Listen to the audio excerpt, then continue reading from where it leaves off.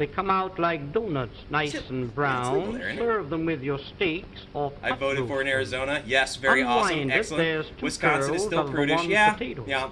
The Tomorrow Netherlands, morning yeah. for breakfast, wind a little And guys, if strip you're of not bacon following around the Practical potato and Escapist, serve them please with do bacon so, and eggs. as well as They're Larry's delicious.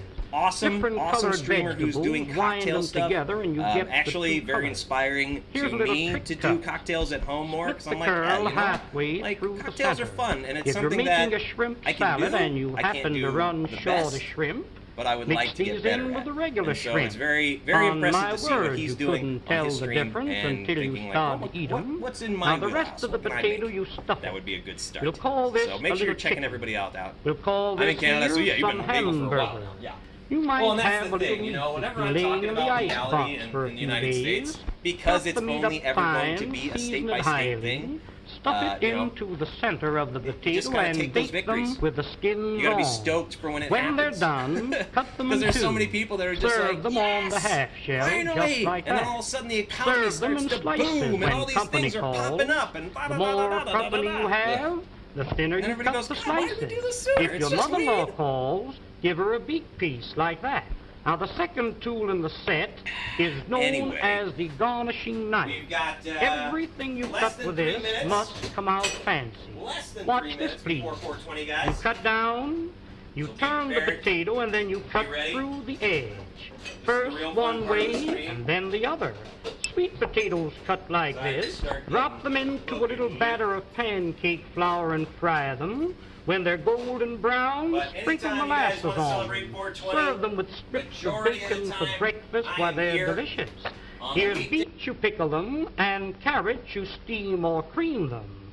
In making the original French fried potato, cut them in thick slices. Put them one on top of each other. Cross-cut the slices, and you'll never eat a French fry any other way. The potatoes cut like this will not absorb the fat because they're garnished around. Pineapples cut for your pineapple and cheese salad, cut them the same way. Here is one, and this is a dandy. Cuts any thickness or any size. Open it for a thick slice, close to the top for a thin slice. Saratoga chips, you can make them for 3 or 4 pennies a pound. Just pull the blade towards you like this. If you want the slices thicker than this, open the blade, there's a thick slice. Shoestrings for your Friday fish dinner, cut them down like this. Chop them up for your vegetable soup. What this knife is really intended for is for cutting the cabbage. You know the old-fashioned board, how you rip and tear, sometimes nipping the ends off your fingers. Lay it flat and pull it lightly towards you over the cabbage. The weight of the knife across the cabbage is all that's necessary. Why, ladies, when you get slaw cut as fine as this, you'll certainly appreciate eating it. The crowning feature of the set is the cutter that I'm going to show you now. This is known as the Champeen Vegetable Mincing Knife and Noodle Cutter. Now, when you want to make some real fine noodles at home, you roll the dough out like this. Dip this into a little flour so it doesn't stick to the dough, and as you roll it over the dough, that will cut the noodles in long strips, 10 at a time. Did you ever try to chop up a little nuts for cake? Why, I've seen ladies chop nuts and the nuts land up on the ceiling. Sometimes you chop the ends off your fingers. When you want to chop up a little nuts for cake, cooked meat, clams for chowder, soup greens to throw into your soup, making a little pepper or chicken hash is just a few strokes rolling it up and down. Why, here is without a doubt the meanest thing in the world to cut parsley. Put that in a grinder, you really grind it too fine. This machine, instead of crushing the parsley, cuts it quick, clean, and dry, leaving every bit of the juice and every bit of the flavor. Now, to clean this machine, you press the button. Rinse it out in a little water. When you're through using it, hang it up and let it dry. Here's one here that every lady should have in her home, known as the Parisian scoop. You lay it flat, once to the right, once to the left. When you scoop them out, you'll get a perfect round little ball. You can pot roast these. Cut 'em out of cheese or cut 'em out of butter. When you're serving a fruit cocktail in the summertime, take your fresh cantaloupe, scoop them out like this, mix them with apples, pears, and watermelons, makes a delicious fruit cocktail served with a little cracked ice like you see here. But here's a tool, ladies, if you ever do get it, you'll thank the day you've seen this demonstration. When you press, it locks. It's like a pair of human hands. Reach in the oven and take the biscuits out of the oven. Ever take the hot potatoes out of the oven and burn yourself on the elbow? A roast chicken out of the oven, a piece of meat out of the pot, spinach, asparagus out of the water. Why, around canning season when you're preserving the fruits, to take the hot fruit jars out of the water like that, that machine is worth dollars to you. And here's another one that I really know you'll enjoy having in your kitchen, known as the safety grater. No doubt you're familiar with the old-fashioned grater. I've seen ladies take a grater and rip the knuckles off. When you want to grate up potatoes for delicious potato pancakes, this has a smooth, flat edge, impossible to cut yourself. Just like you were washing clothes, you rub it up and down, and you really grate your vegetables real fine, retaining all the flavors and all the juices. Breadcrumbs for when you're serving veal cutlets or anything like that. You want a little breadcrumbs to fry your fish in? Why, there's the greatest proposition in the world. Use that for coconut, cheese, or horseradish. When you're through with it, just hit it down like that. That knocks all the food out. Rinse it out in a little water and hang it up and let it dry. Now, here is a stone made of carborundum and sapphire quartz, which is made purposely to keep these knives sharp. When they get dull, a few strokes over the edge like this, and you can put a keen cutting edge on it. If you have a dull knife or a dull pair of scissors, an old sickle or a scythe, a lawnmower, cleaver, an axe, there's a tool that will really put an edge on the knife, so the knife will really cut for you. I just want to give you an idea of how sharp that knife really is when you sharpen it with that stone. Ladies, I've seen some of you try to open up cans. Now, there's a can of Campbell's baked beans. I've seen ladies open up a can and you poke a hole in it, go around the top, hippity-hop, and your finger slips. Let me show you a real proposition. Look, lay it on the can, lift up the safety, and turn the key. That locks itself on the can. No harder than you were winding up your watch. Wind up the key and that'll cut the top off of the can slick and smooth. Notice how the end raises itself up in the air so you can lift the lid off, giving you a clean, smooth edge. Now that can be used for sardine cans, square cans or round cans, exactly the same way. Now this tool here, my dear friends, needs no introduction. This will save you on an average of $20 to $30 every year you use it as a peeling knife.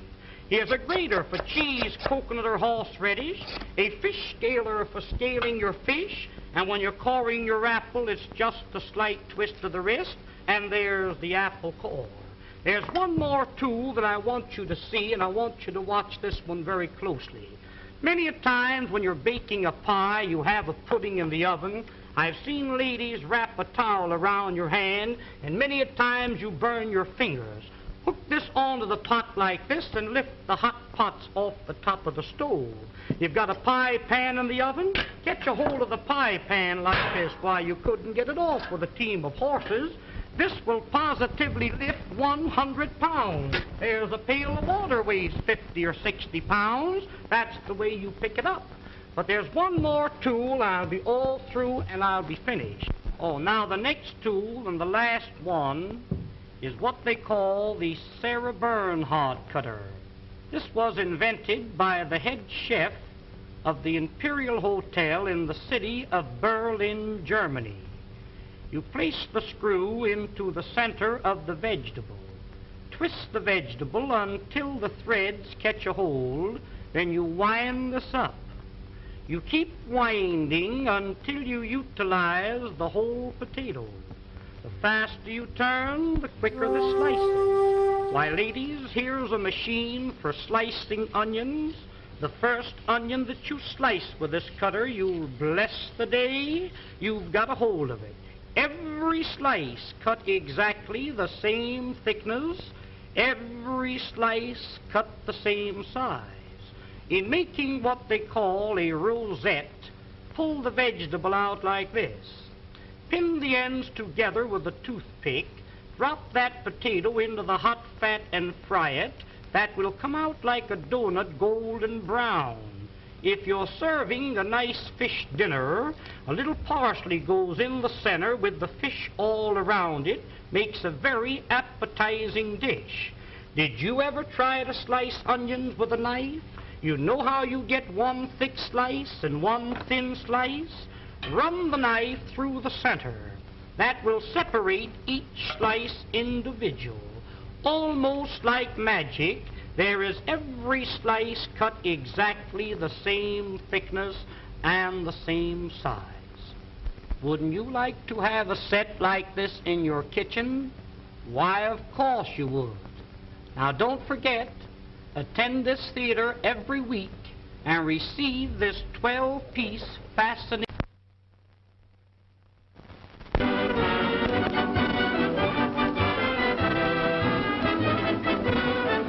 Ladies and gentlemen, the management of this theater takes great pleasure in making this announcement.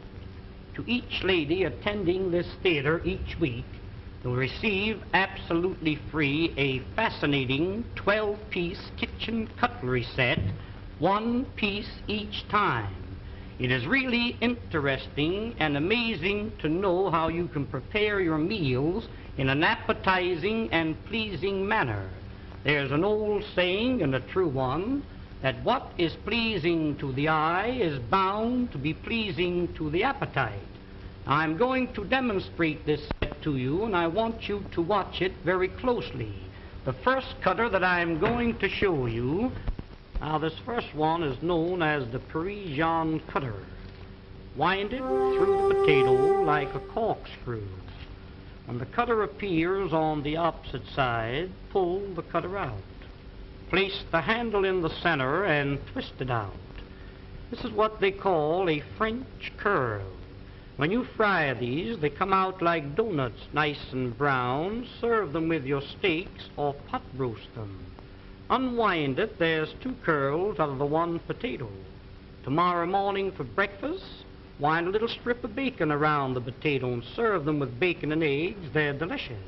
Different colored vegetables, wind them together and you get the two colors. Here's a little trick cut.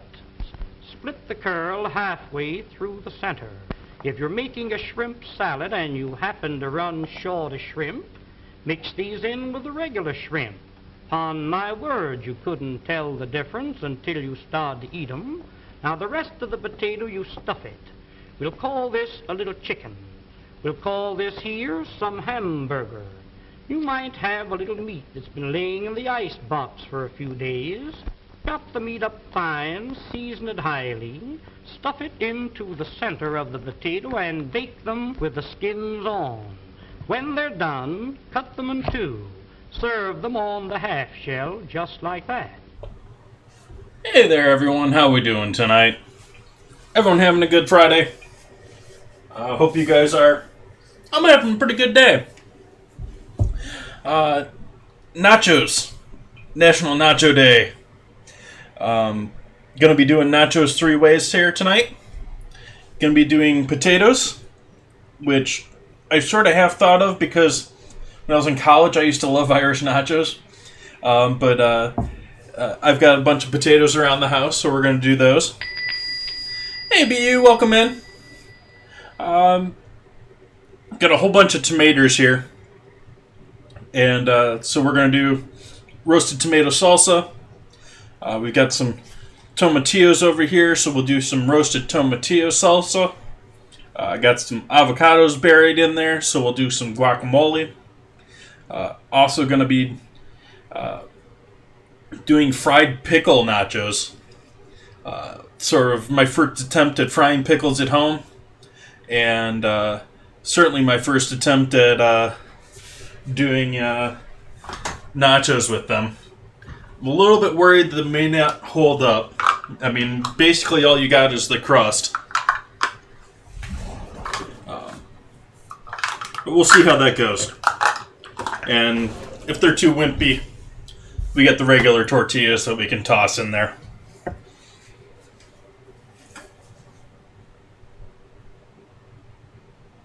A tomato.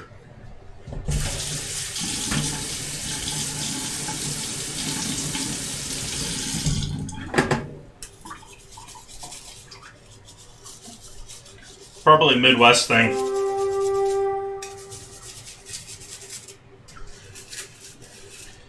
I've been all over the States now, but it could be from anywhere.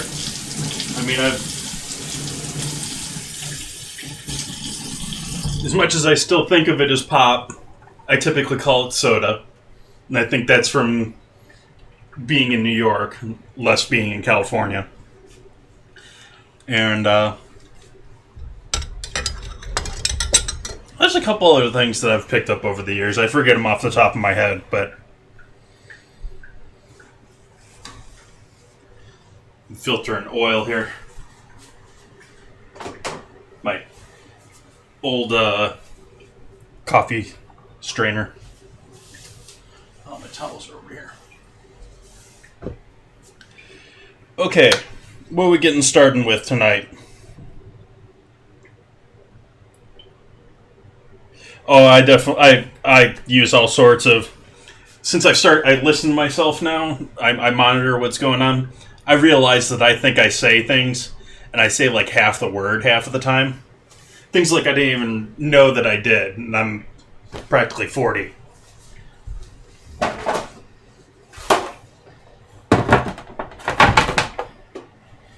But we're gonna we need 2 pans. Gonna have to roast off some tomatoes, tomatillos, and potatoes. So we'll get our oven going.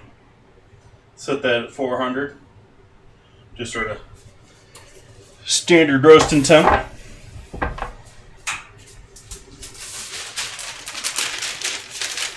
I'm going to put a fold in this command fan, work with me.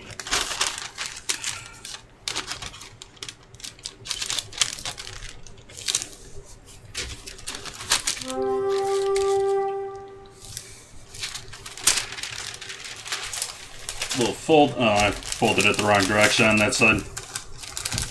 So we can put tomatoes on one side, tomatillos on the other.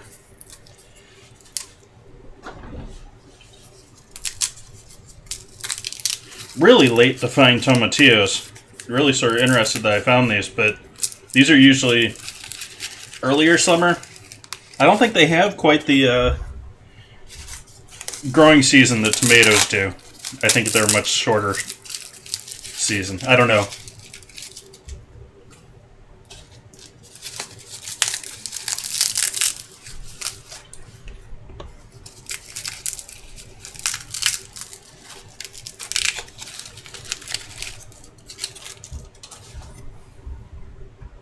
They're almost like sticky when you pull them off. It's usually a little bit harder actually get the skins off. That was sort of nice how easily those peeled.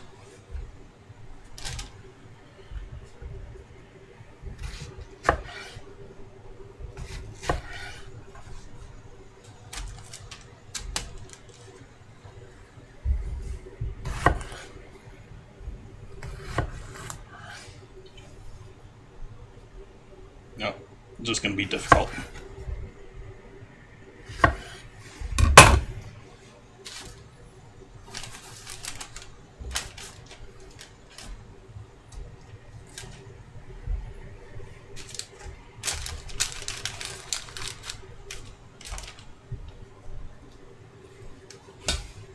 And no, let's save these. These are the ones I got in my, these are the ones that I got in my farmer's box this week. These are my raised bed carrots that I cut the tops off of. And then I got these, which are also from the farmer's market, but a couple of these are on the edge here, but they're all very ripe. and they're a variety that he sells out, and is his favorite. But good tomatoes. Yeah, some of these are on the edge. So it's good we're roasting them.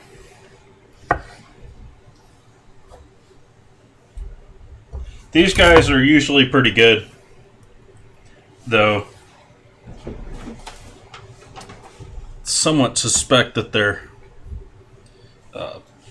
pulling them in from family in Mexico.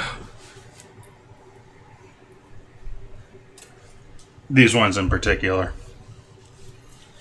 Which happens at farmers markets. Especially when you have a county that's got an ag department that doesn't really care about anything other than grapes.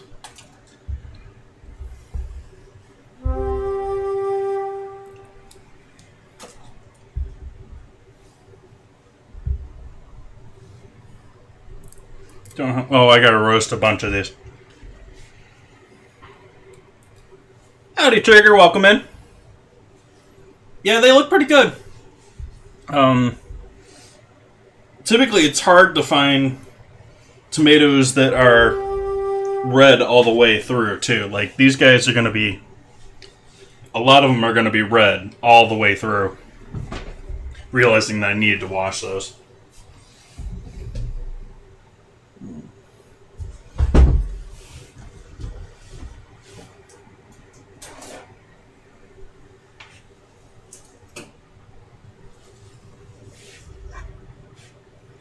What's good news, Trigger? What's happening?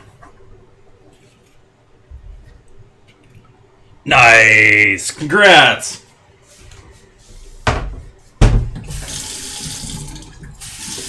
You've been working on that for a while.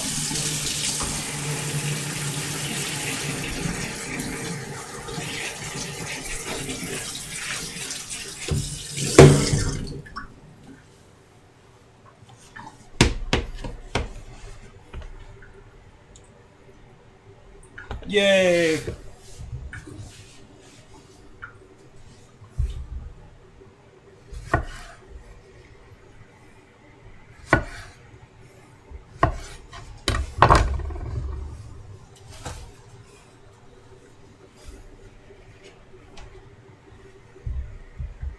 I bet it is.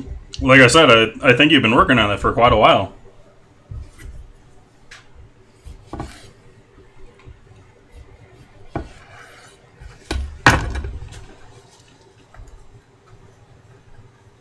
So does that mean you're ready to go out in the world and rescue people?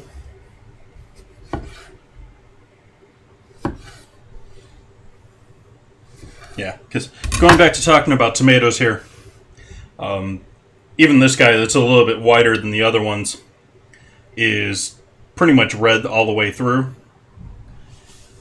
And what happens with a lot of the ones in the supermarkets is they will... The legal standard for vine ripened, which is a term, you'll notice it on packaging and stuff like that, is that the tomato was at least 10% ripe when picking it, so 10% red. And so often they are picked earliest as they possibly can so they can get more time to get them to the store. And then they get to the store and they may be not ripe yet. And the store needs to sell them, so then they hit them up with ethylene gas, or the trucker on the way there does it.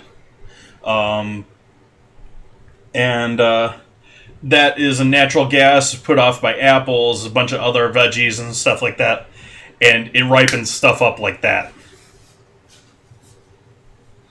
And so you'll have these tomatoes in the supermarkets that are underripe, but they, because they've been gassed, they've got a nice red exterior.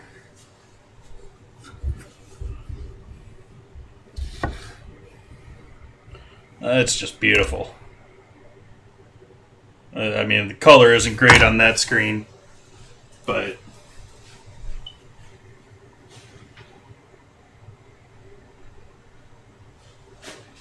the other problem with tomatoes is you're saying their flavor. A lot of tomatoes, they'll end up, people just don't know them, don't understand. They'll refrigerate them. Or they'll set them outside. One of the places that I love shopping is mostly outdoor. It's like a more traditional farmer's market stand. And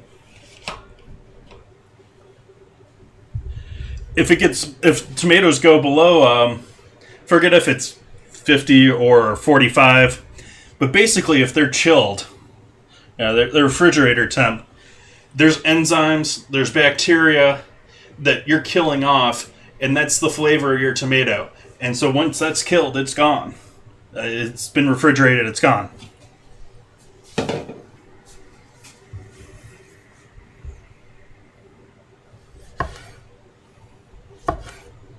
This guy ain't bad either.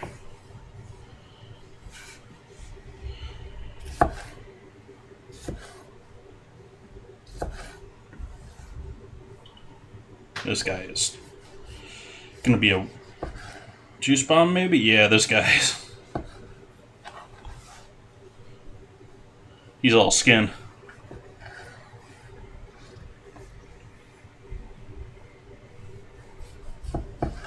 Come on, knife.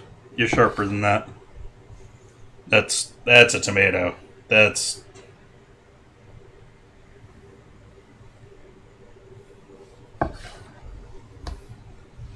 For just a generic red, that's a gorgeous tomato to me.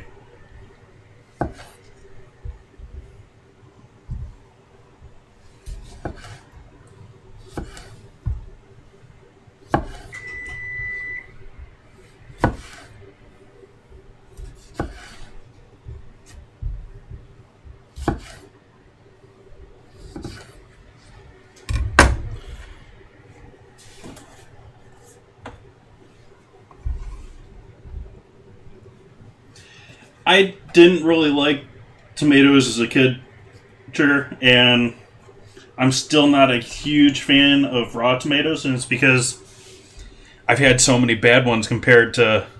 And even these guys, it's sort of a rarity that you find one of those ones that's like, pre-made sauce. But when you do find them, they're just beautiful. Sort of like wines. It's also why I'm roasting all these. We're at the end of the year here. These are looking gorgeous, but they're probably a lot of sugar and not a ton of flavor anymore.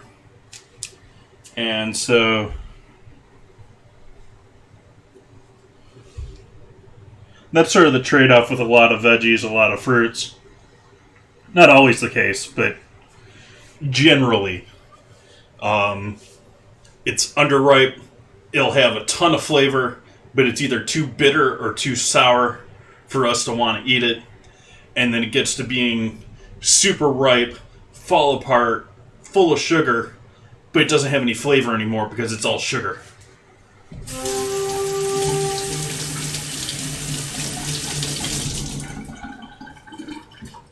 Nice, Trigger. Congrats again on your passing your test. Best of luck to you with that. Hopefully you get out there soon and start getting your hands dirty. For lack of a better term for that. That's a pretty bad way to put it.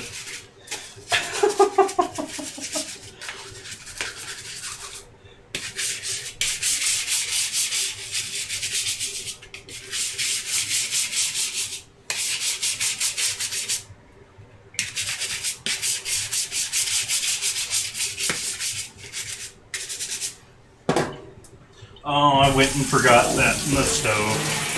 That's not good.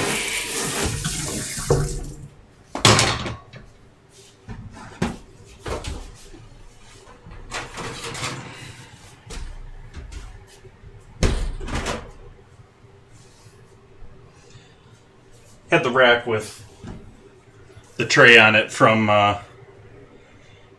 on, what was it, Wednesday? I just left it in there. I didn't take it out at the end of the night. Welcome in, Cop Cop. What's new? What's happening? How's your world today? We are making nachos tonight. All sorts. We got our tomatoes ready to go. Still got to do our potatoes, though.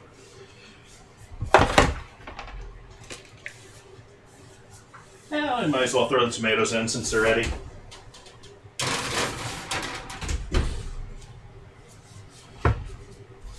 Parchment.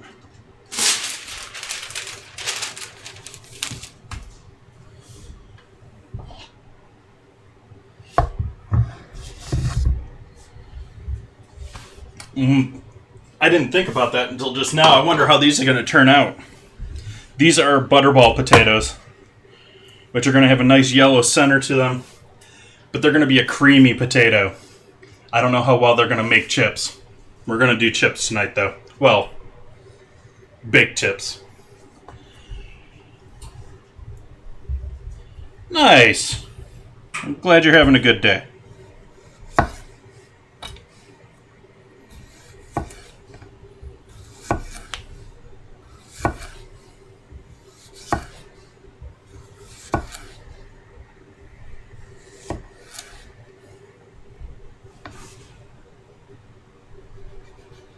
Make 2 more out of that.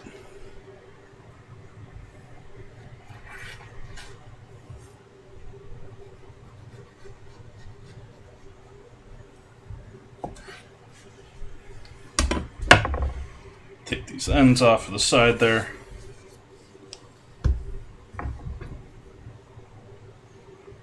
Trying to do nice large ones, so I'm cutting them in the direction where we're going to have the largest flat pieces here.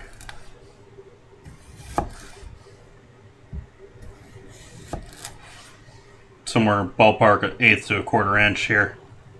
Not being too accurate about it.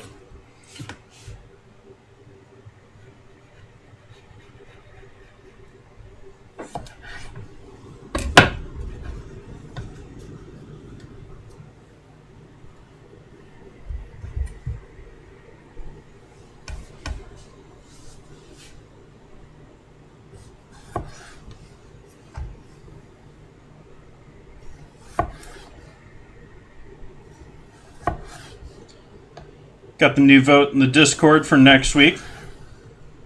We're between Mountain Dew and donuts for next week's ingredient challenge. Very happy with the way Twinkies turned out. That chicken salad was pretty good the next day for lunch. I didn't eat it that night. The Scotch Twinkies were just... I mean, do I need to explain to you how awesome that is? And of course the baked Alaskan, which came out alright. I think I can do better. Especially with maybe a different gas. And I'd like to try and do it in the oven someday too, because that's the original.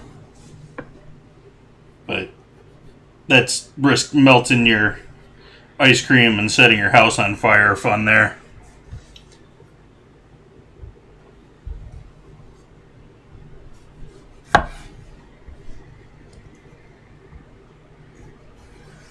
Let's set a timer for those tomatoes.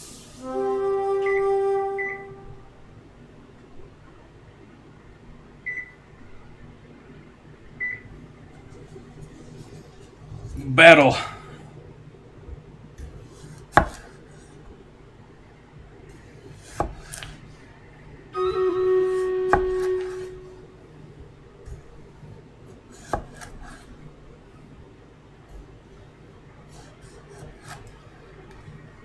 We finish up these 2 potatoes and we'll do our battle.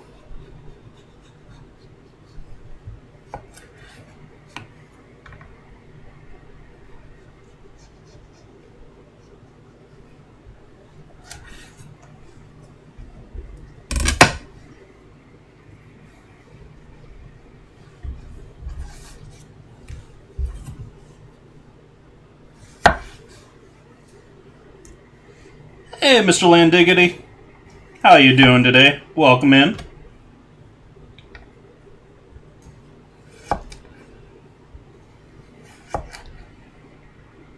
Doing all sorts of nachos tonight. Working on slicing potatoes for some chips. Gonna toss these in a little oil and seasoning here. We'll get one more out of that.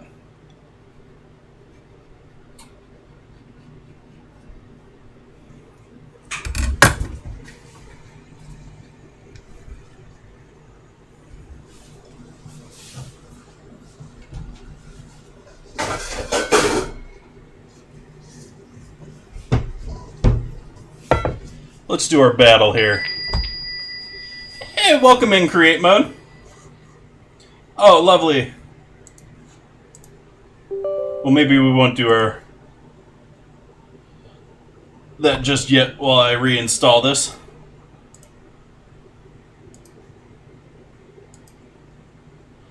Hey, Mama Bear. Welcome in. Yep, taters and nachos. Doing three types of nachos tonight, create mode. And so, potatoes are just our first one. Also got tomatoes in the oven and tomatillos. So we'll make some salsa. We'll make some tomatillo salsa. Gonna be doing guacamole here a little bit later on. Should be a good time.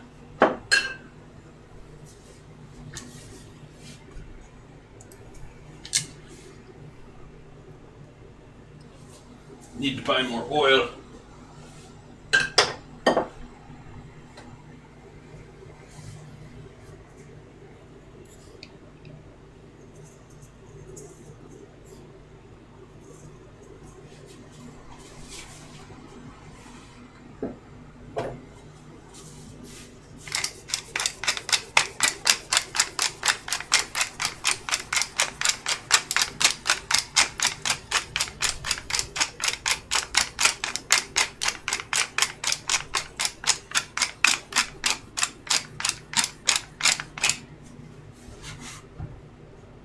Installed here yet?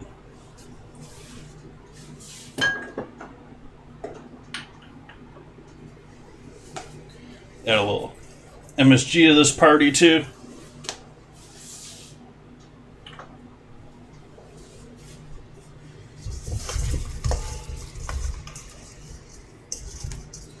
And even though I had them nicely stacked before, now we want to make sure they're individually all coated with that oil and salt. And if you want to throw in some, I'm going to cover these in so many other things, and I'm going to keep them sort of light in the seasonings, but if you want to throw garlic powder, onion powder, a little cayenne, a little chili, whatever suits your mustard, seasoning salt, anything along that line.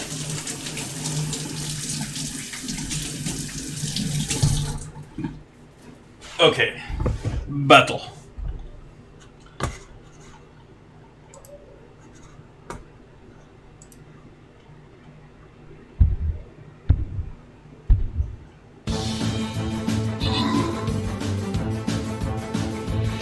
Well, that was easy.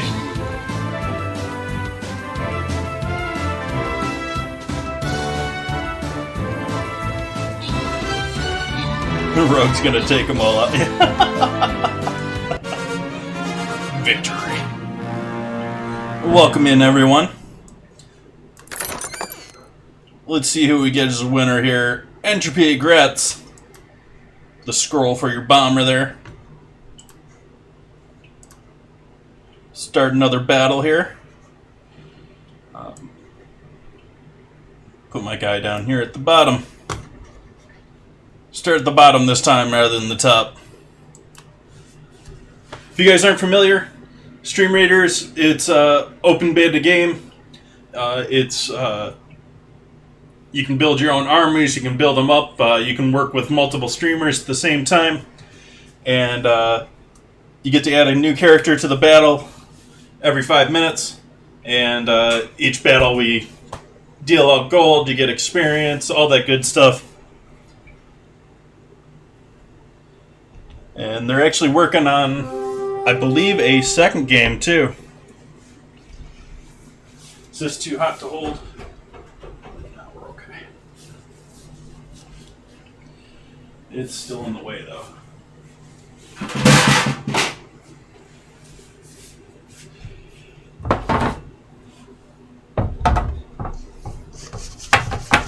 So now we got all of our potatoes nice and coated here.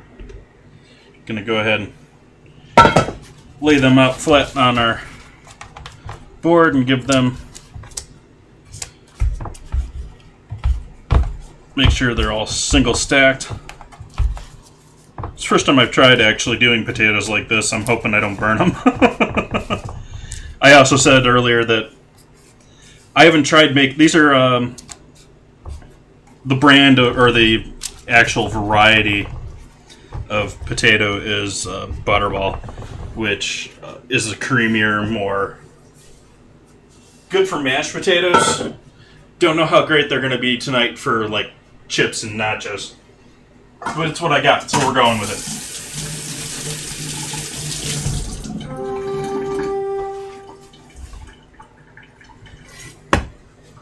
Throw those in the oven.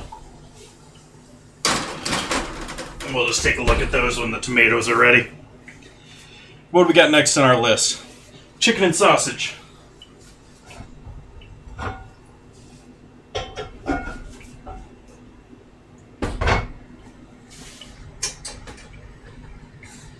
We have the leftover Italian sausage. Eek, scratch. And the chicken breasts, which I'm going to cook up both. Not going to use up all of them, I think, for either of these. Going to go sort of small on my actual... I'm going to do all three types of nachos, but I'm going to do a sort of small portion myself because they don't last well.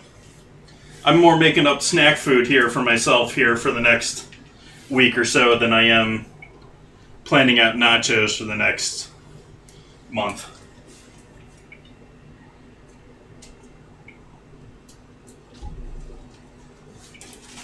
So, Italian sausage, mild Italian sausage.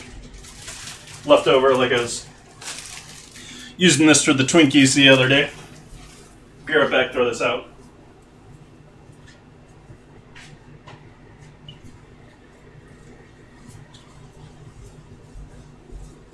Realizing I don't have my music on. I always forget to put that on at the beginning of the stream. Maybe it'll help drown out that. I should have a hot pan when you're trying to saute things here, but that doesn't matter too much for this because we're just going to bring it up like a burger patty.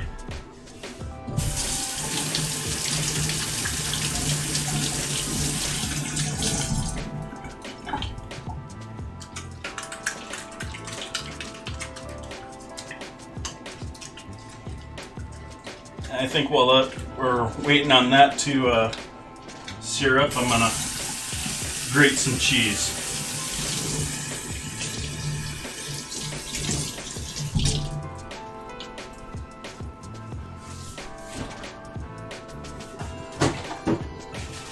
See if this can be saved. Ooh. No, we're not gonna save that.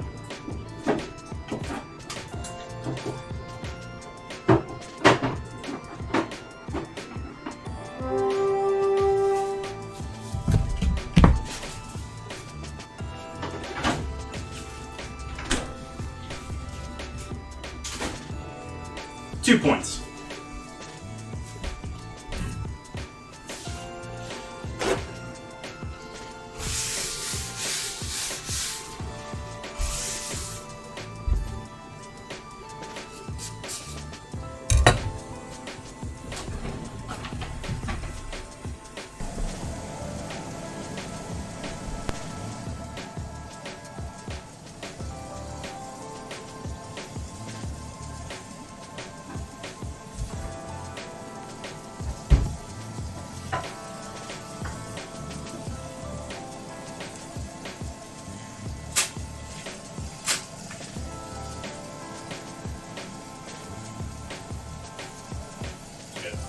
applewood, and smoked yellow cheddar.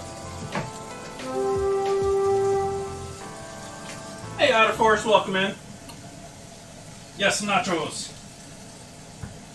We got potatoes in the oven. We got tomatoes and tomatillos in the oven, all roasting off. We got a little Italian sausage on the stove, searing right now. I'm about to get ready to get going with grating a bunch of Wisconsin smoked cheddar. Pair with my Californian smoked cheddar. Nice. Well, welcome in, Otter. Hopefully you're having a good day. Anything new and interesting in your life lately? Maybe interesting dinner lately?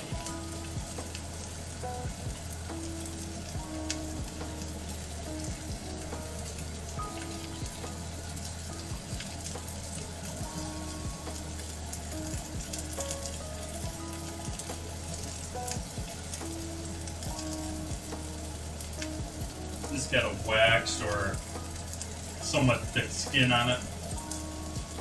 Sort of only half peeling. Sort of like, I guess it's more peeling than I thought it was.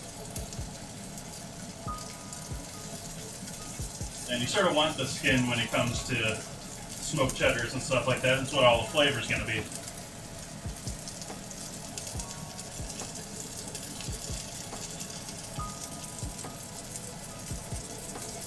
Understandably, Otter. Yeah, it's not been a good week, month, year for me either.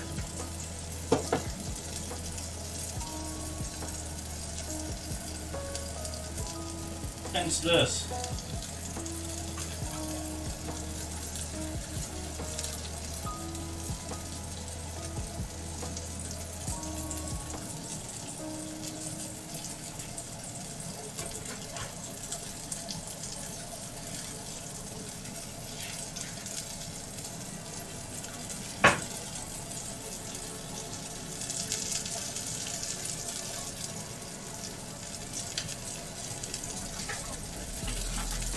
Ooh, we got a piece of some other type of cheese in there.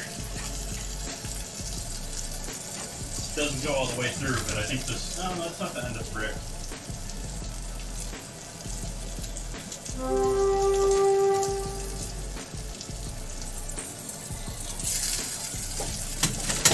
A little more stuck than I thought.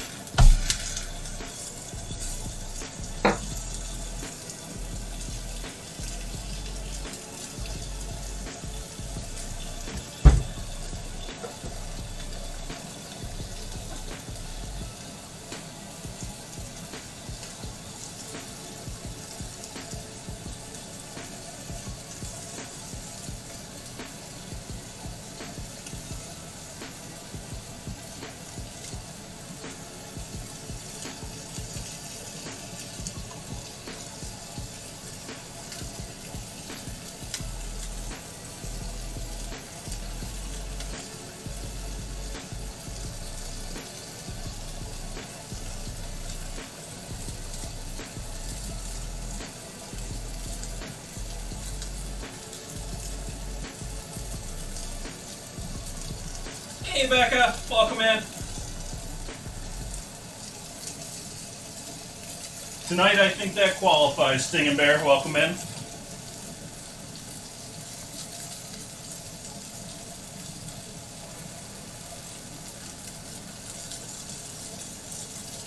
How are you lovely people doing today?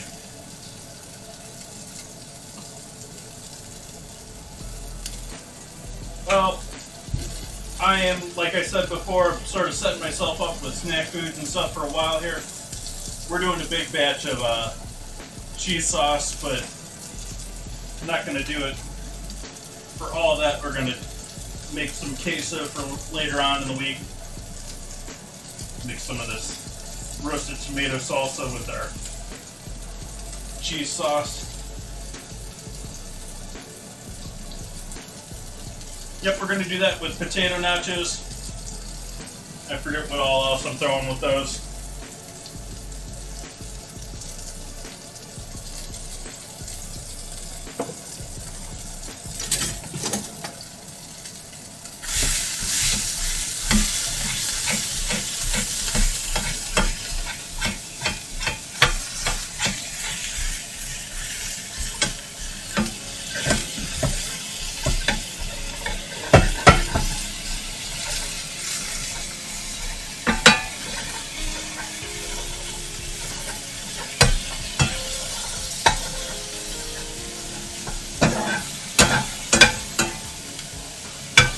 I ain't scared of that.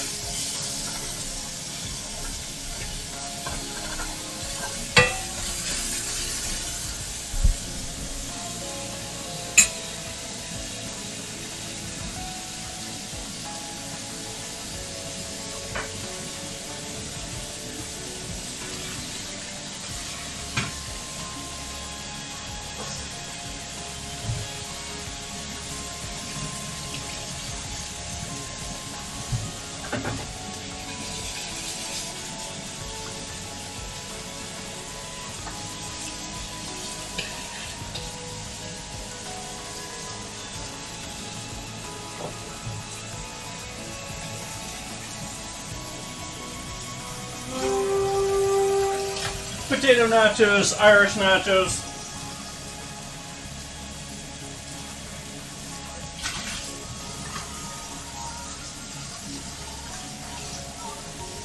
Sort of shy away from the idea of calling it Irish nachos, because I don't know if the Irish really want to identify themselves with the potatoes.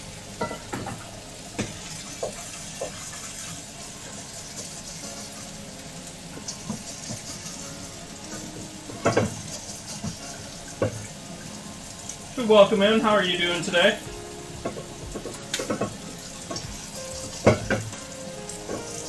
Anything new and interesting in your world, Nan Reader?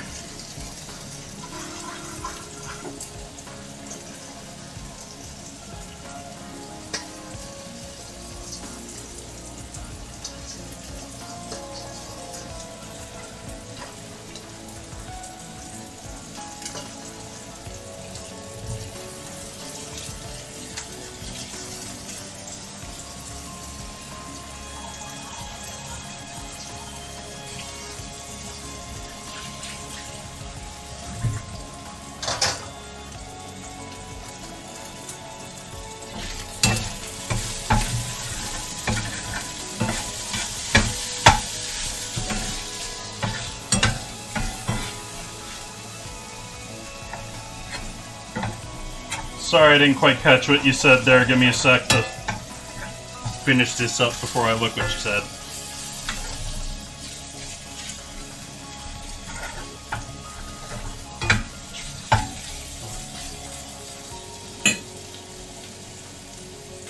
Nice full day in the mitten. Nice. Nice, nice, nice.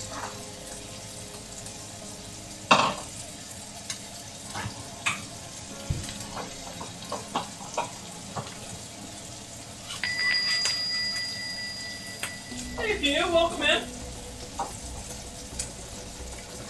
How we doing tonight?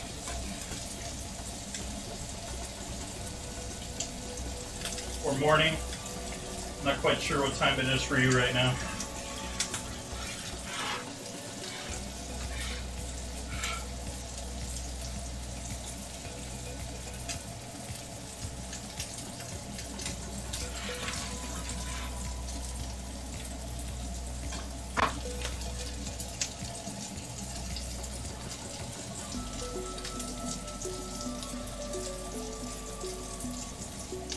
Two a.m. Nice.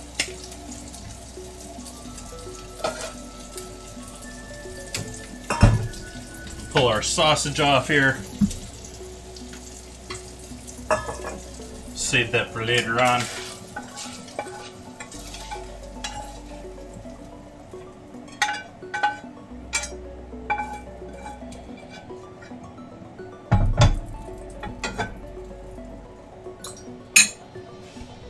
Turn the heat back on.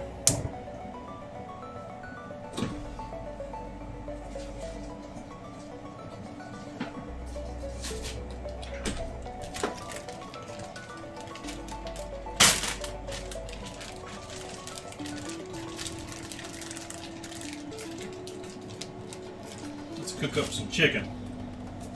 Got our chicken breasts from Muncie. Just simple salt and pepper once we get it in the pan.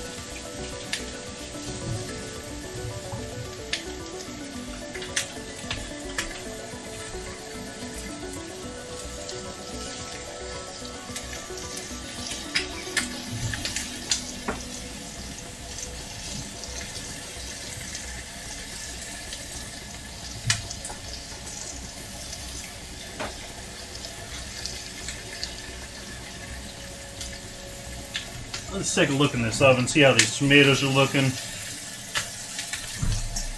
I'm going to give them that full 40 minutes there. We're a little over halfway through there. Salt and pepper on the other side of the chicken while I'm thinking about it.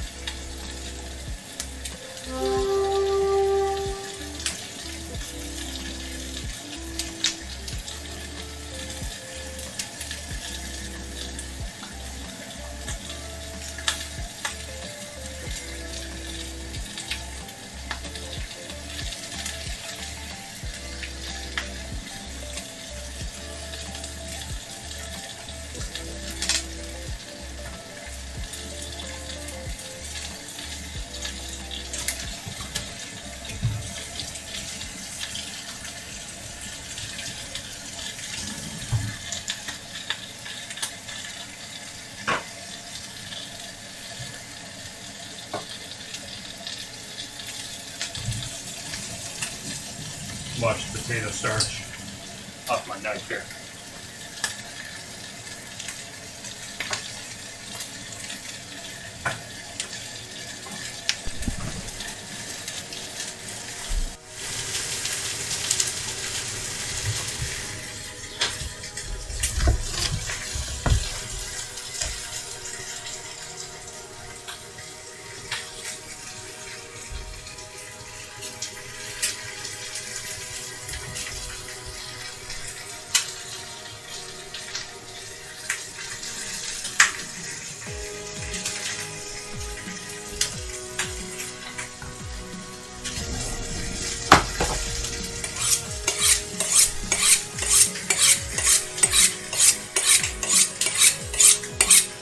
Well, I hope you're having a good evening to you, and I'm not too tired.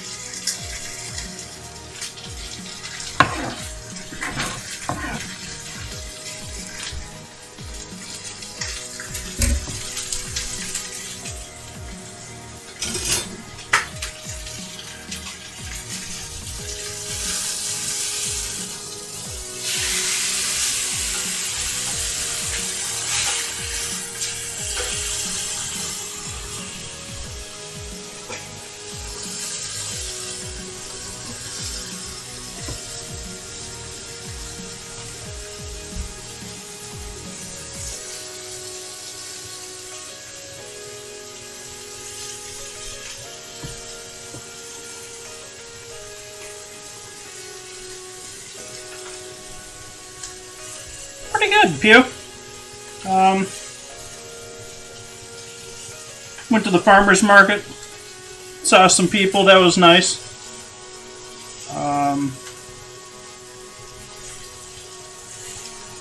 At a distance.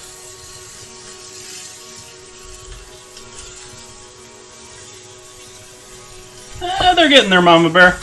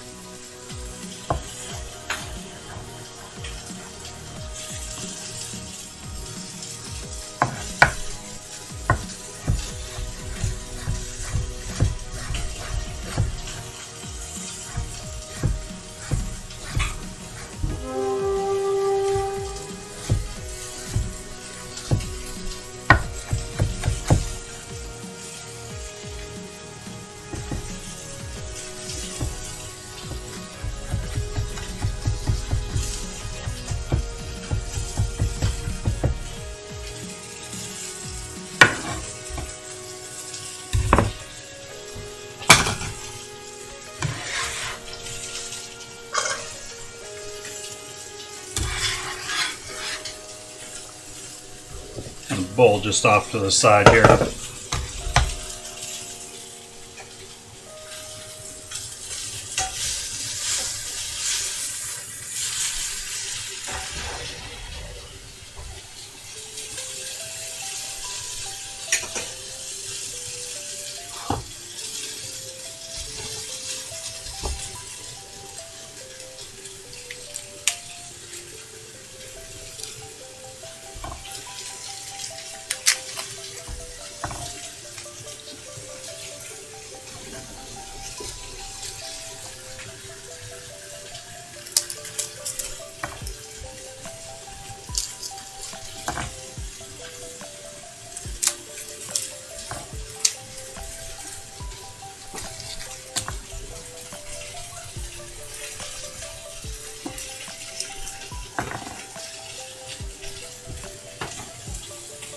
Oh well.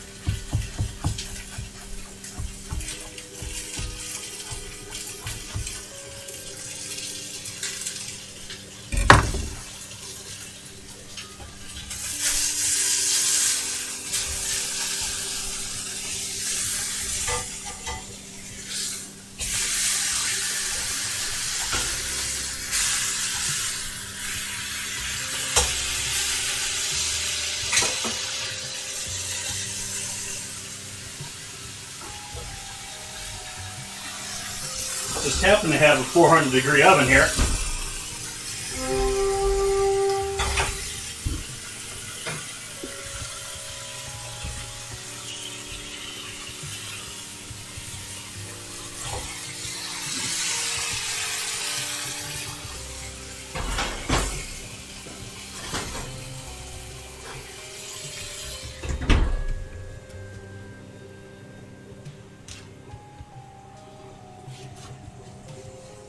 A few months ago, I wanted to try a piece of brisket fat that was smoked separately from the brisket it was from. Unfortunately, it didn't taste very good. Well, yeah, your fat's going to pick up most of the smoke as it is.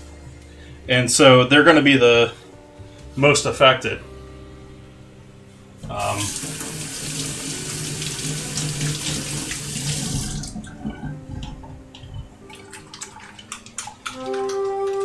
But it also matters how you smoked it, and what you smoked it with, and one of those, I mean, there's so many things in cooking that you can just do small little changes, and it completely changes everything for a good or a bad way.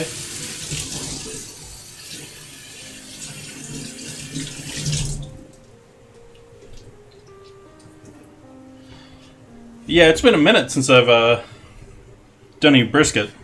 I haven't done much beef at all this year. Done a little bit.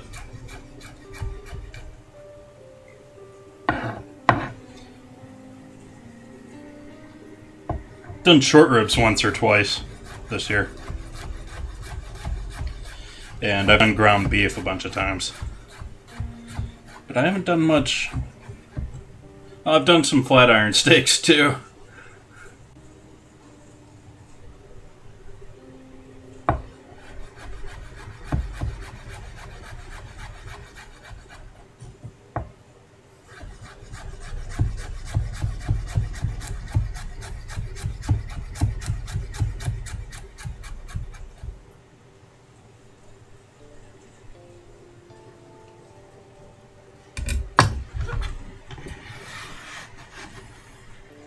All that loveliness in with there.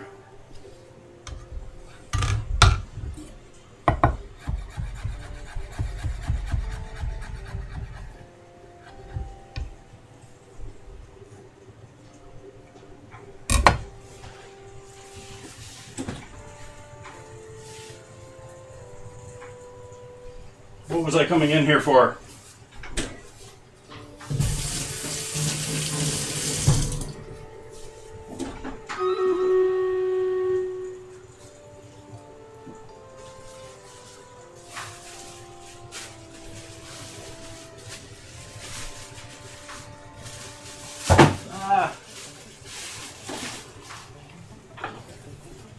I need those two anyways. I was looking for the battle, that's what I was looking for.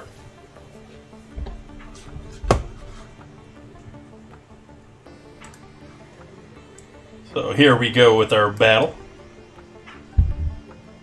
Welcome in, BU.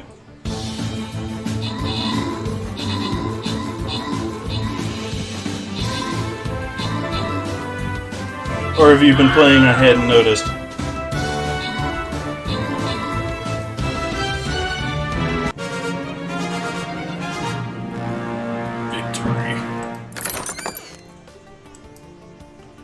Grats BU and Shinrex. Grab myself a little gold here. And Centurion Scrolls. Let's keep going with the hard route here.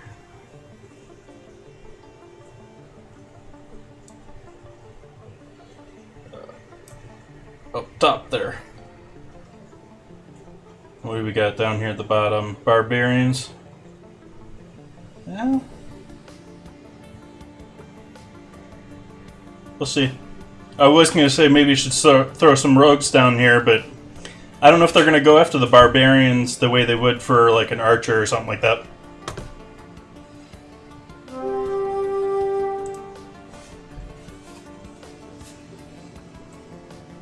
Nice, BU.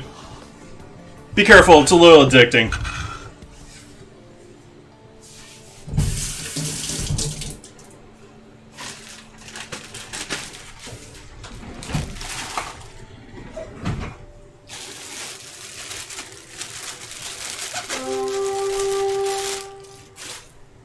a bunch of green onions here.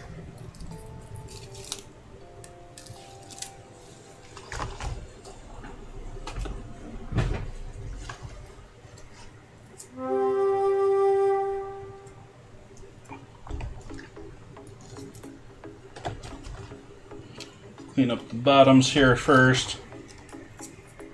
Groceries will notoriously with these guys. It's amazing how much I realize just from watching the way they work and operate. I've never worked in a grocery store, but it is very obvious that many times they will unbunch, peel off a layer of the onion, leave it halfway there because they're doing it quick and not being careful about it, and then rebunch them so they look prettier.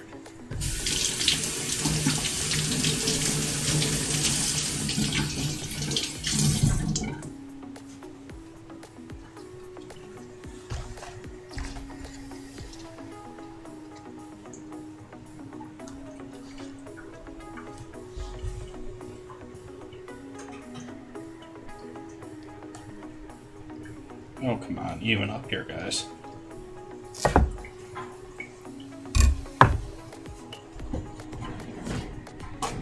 I am certain you could.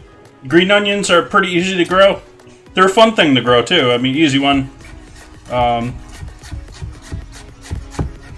They actually don't, at least in my experience, they don't bolt a lot. I've done more chives than I have green onions or onions in gardening. Gonna use both the whites and the greens here tonight.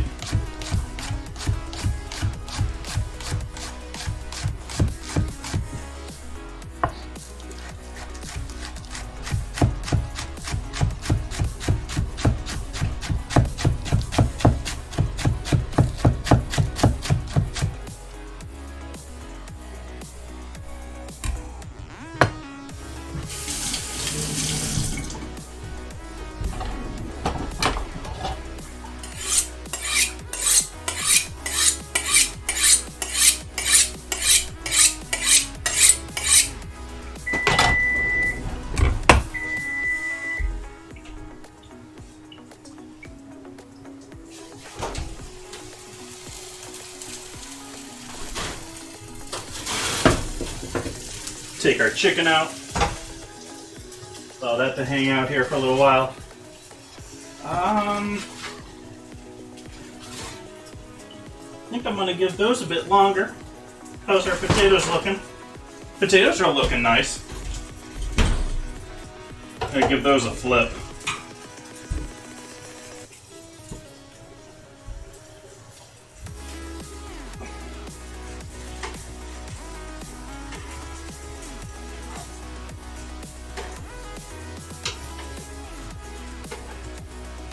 Wish I had one of those crinkle cutters like I have on the infomercial at the beginning of my stream, my loading screen. Need to buy myself one of those.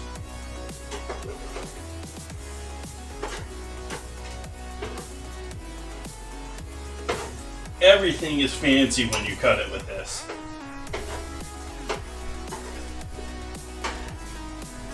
That guy just might be done. That may be a midway snack there. That guy may be too.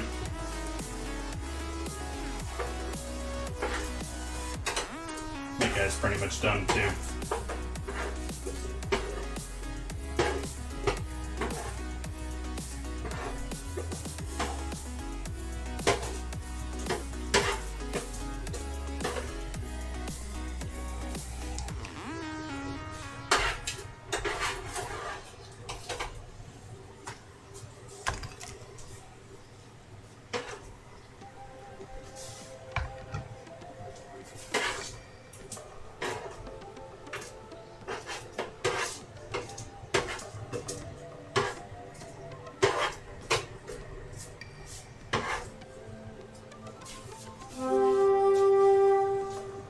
To get the rest of those another 10 minutes on the other side.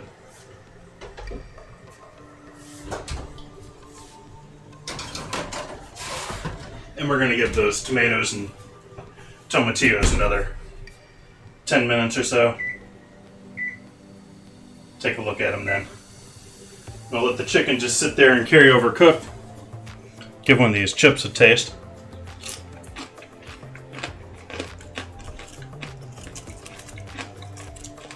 Definite crunch factor.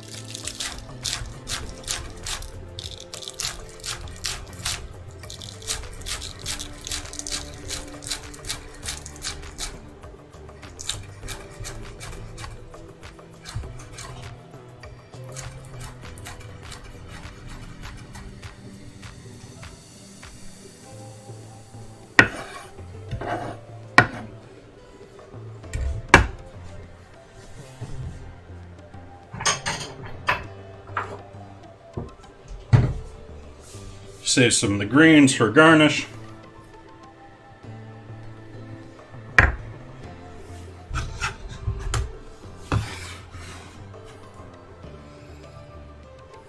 Let's do a little bit more for garnish, just to make sure we got enough for that.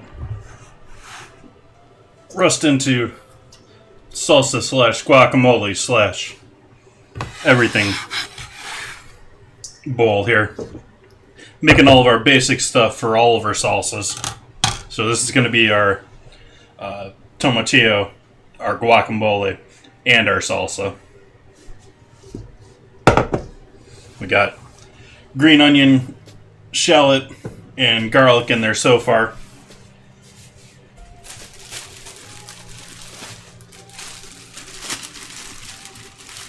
Oh, this is parsley, isn't it? Yep. Pretty sure I have cilantro in there though too.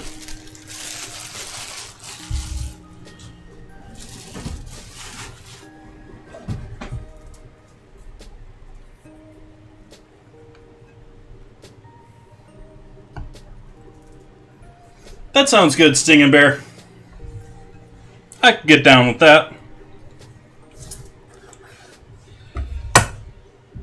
There's nothing really all that special about Wagyu beef fat. In fact, it's probably extremely overpriced. Because the whole idea with Wagyu isn't the fat's anything special, it's how well marbled into the meat it is.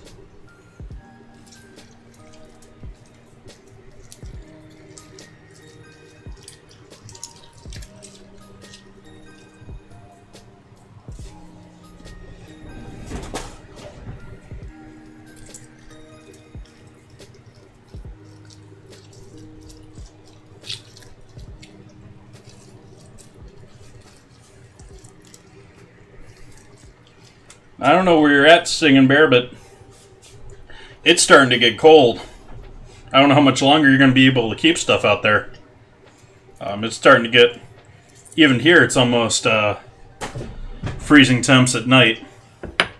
It's more like 40s right now, but the odd night that's a little bit cooler, it's going to kill everything.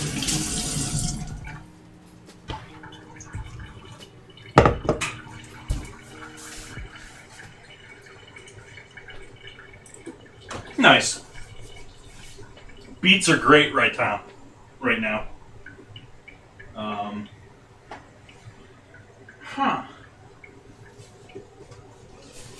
it is. I knew I had cilantro.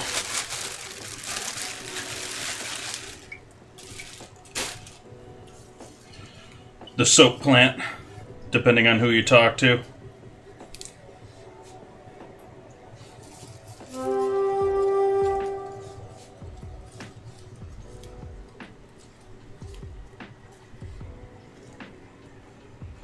Yeah, I remember that.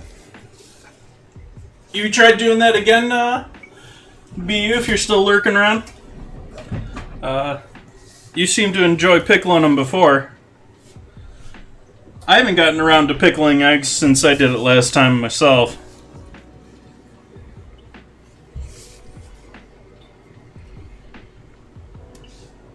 So, just the leaves tonight.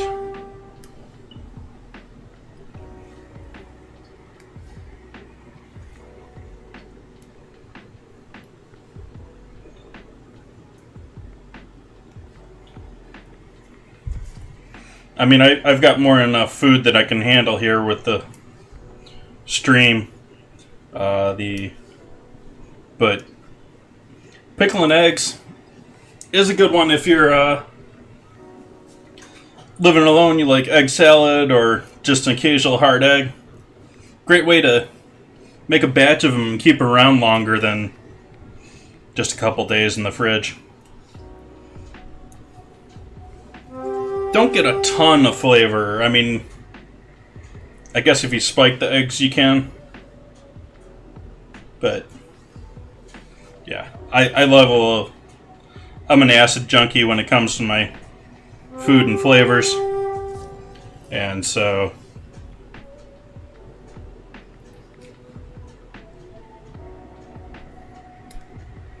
that is right up my alley.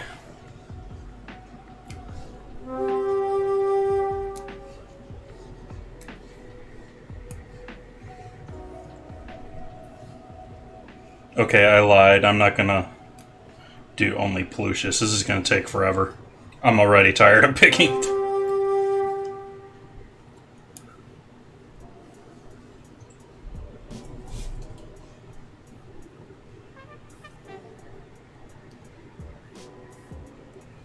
And I doubt you guys are here to see the pick cilantro feed. I do want to do some of these for garnish. So we'll take a second here and do a couple more, but I think I'm going to end up chopping the rest of this.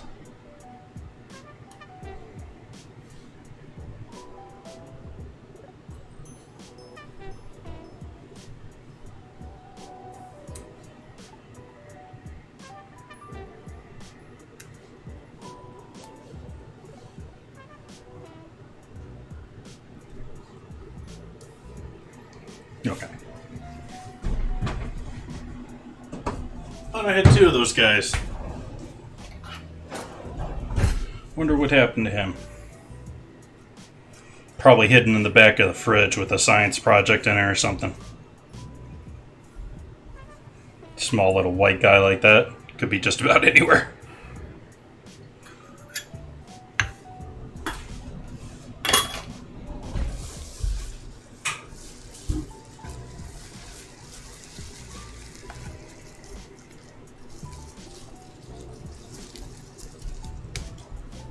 Sorry, I didn't realize I was still on the stove there.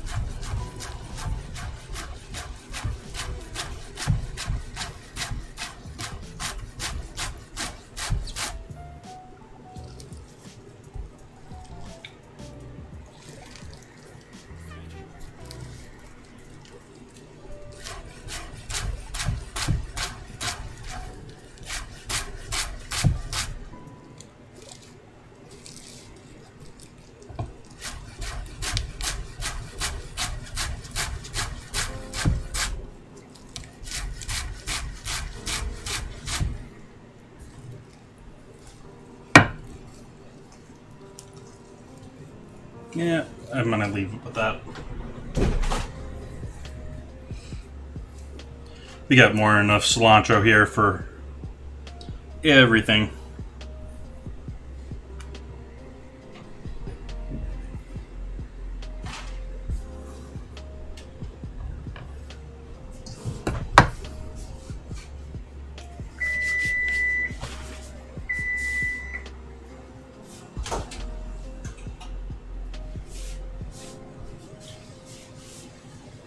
definitely pulling those taters out.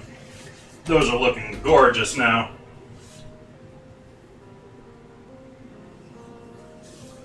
Put those on the back there.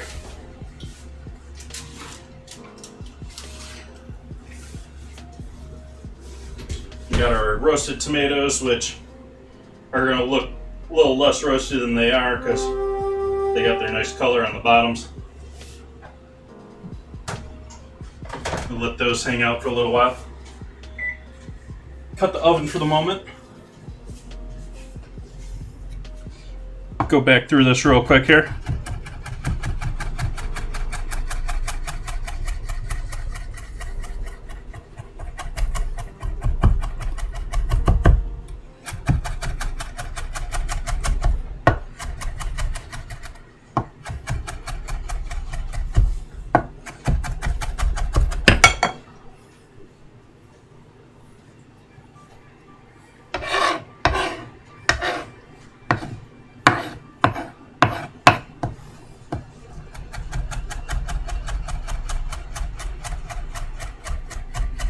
I really don't like big pieces of cilantro in my salsa.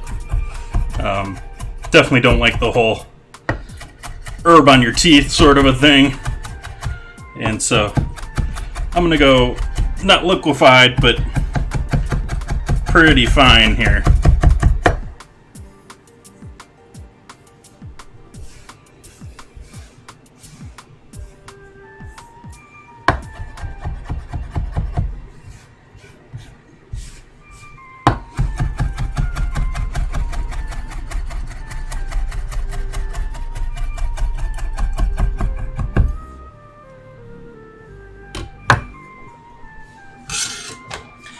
For me, it's sort of weird.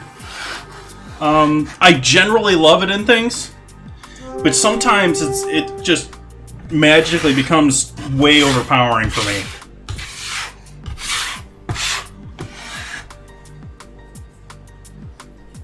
So we're hoping that doesn't happen tonight because we're going to use a ton of it.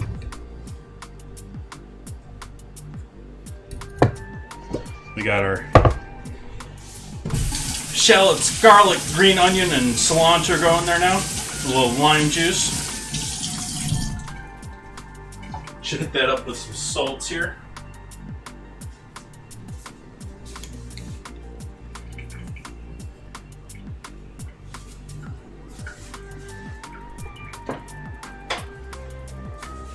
Black pepper.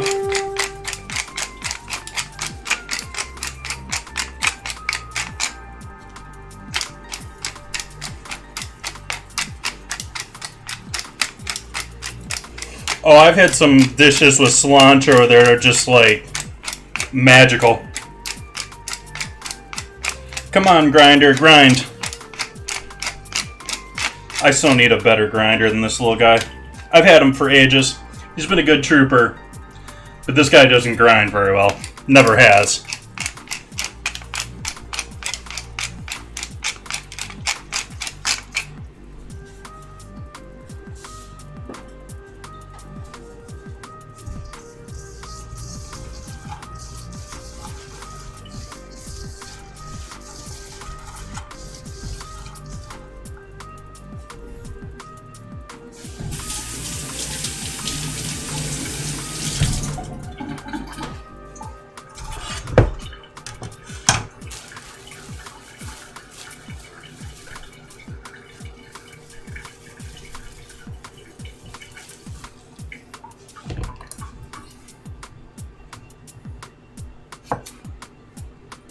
Serranos.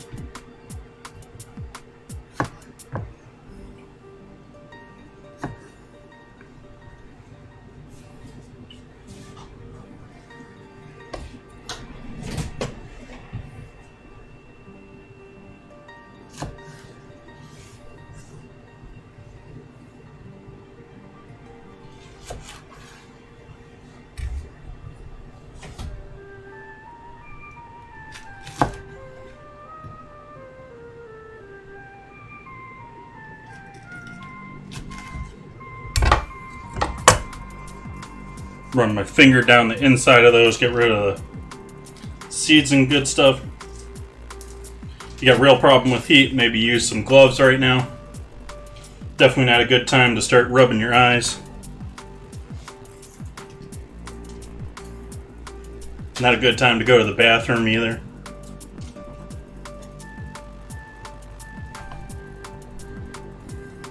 Because it burns other places too.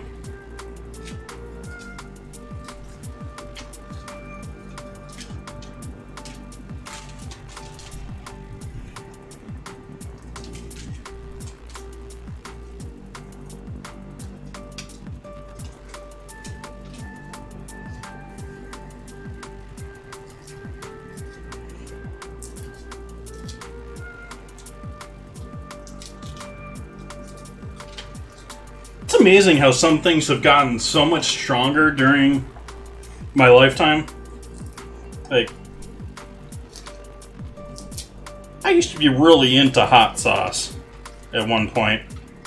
And like, back then it was like, habaneros were pretty much it. Like, you had I'm forgetting which one was the first of the really hot ones. The Carolina Reaper. Well, one of them was starting to break through, but it wasn't where it is today, where you got like 20 different ones that are hotter than habaneros around. And a gazillion and one products that are like straight capsaicin.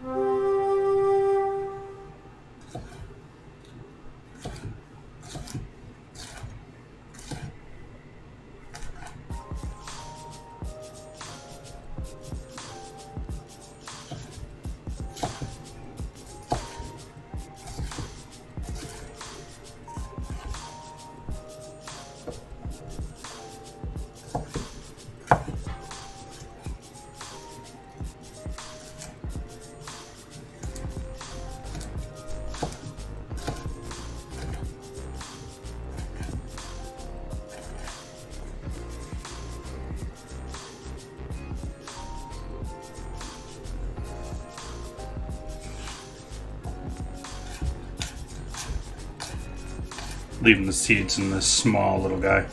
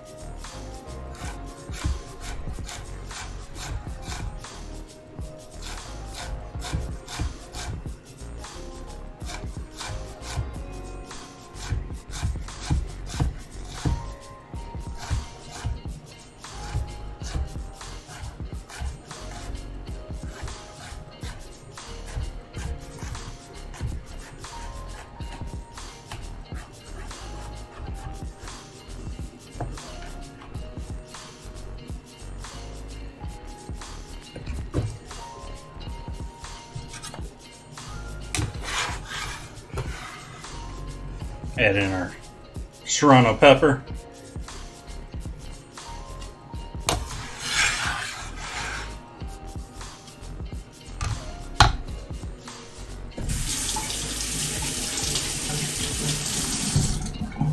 And since we're going to do a little fresh tomato in all of it, I'm going to grab one of the ones of these other tomatoes. Let's do two of the big guys out of this. We'll save the rest for salads throughout the week. I got so many salad greens today. I have got so much salad. I was not planning a salad for today, but I'm gonna make a salad just because need to use up the lettuce before it goes. I mean, I got I don't want to pull out that box just to show you guys right now, but I got two of my... Normally I got two little gems, if you guys are familiar or not. But they're essentially like the perfect little soft butter-like lettuce, and like an individual head is like perfect for an individual serving, or maybe two side salad sort of a thing. And so I got two of those, but then they gave me a giant head. I mean, a big head of some other curly green lettuce and cabbage. I got a cabbage on top of that too. So, bunch of stuff to work with this next 2 weeks here. I've been getting these boxes once every other week.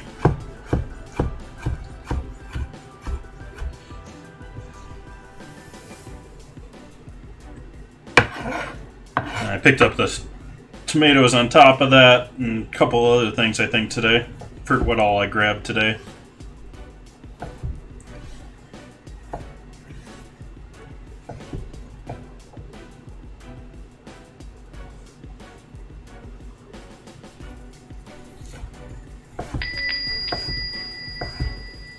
Welcome in, Glass. How you doing? How'd your vinyl work turn out from earlier today?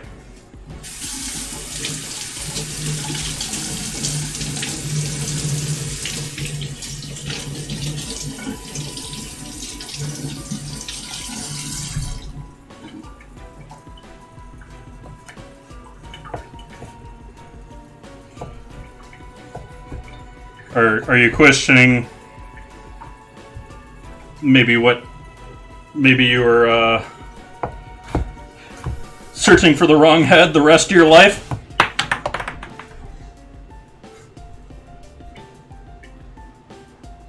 There we go. Lost my earbud there.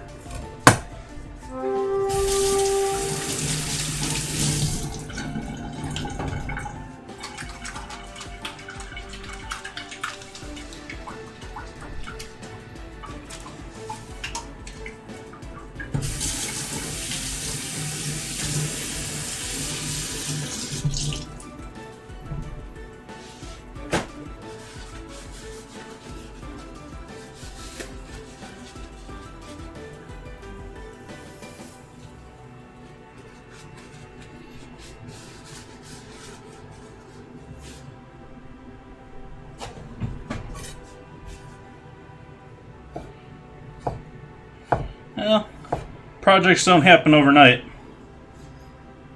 Usually.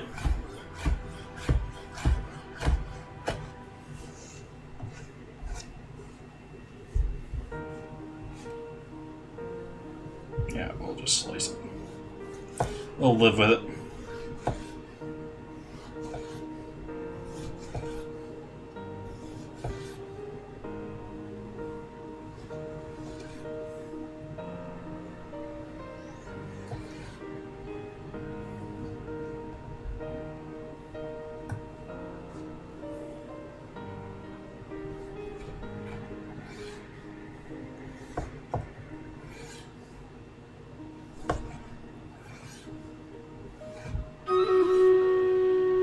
Battle.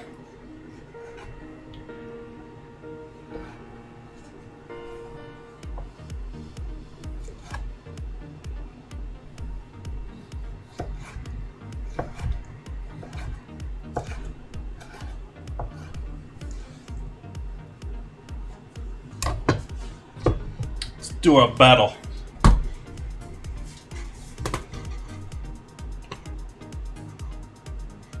Yeah, I'm not a big fan of pushing myself in that manner. It rarely results in good results. Usually results.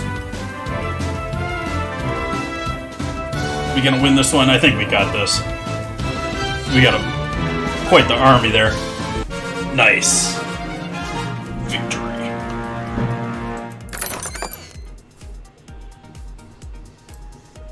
Congrats, Singing Bear and BU. Get the scroll and some gold there for your armies. I'm going to go ahead and put this guy here first. But also going to show you guys, I'm going to check on my own army here. See, I upgraded everything in the beginning, so I can't really upgrade anything now. Let's see if we got anything interesting in the store to pick up today. I just generally go for the scrolls, though you can get the bones to place whatever you want. Not worth it. Well, leave it with that. Go back to the battlefield here. Yeah, as I was saying before, I'm sort of preparing for the next week here or so with snack foods. Not really. I'm going to do a nice platter up for tonight, but I'm not really planning to be making nachos like this throughout the week. It's more, I'm going to make some queso, I'm going to have a couple of different salsas in containers, and then I'll have chips around. I'm just making potatoes just for tonight.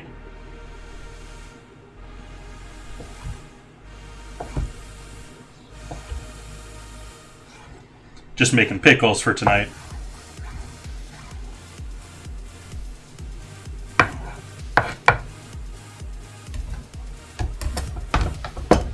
Which I'm realizing I completely skipped in my timeline.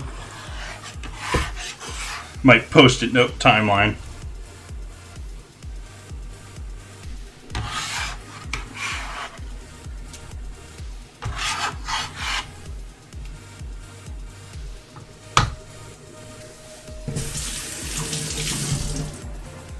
And so, like I was saying earlier, this is going to be our mixture for our tomatillos, for our roasted tomato, and for our guacamole. We'll set that off to the side, and I'm going to chop up some tomatoes here for our roasted tomato. Let's grab a couple bowls here.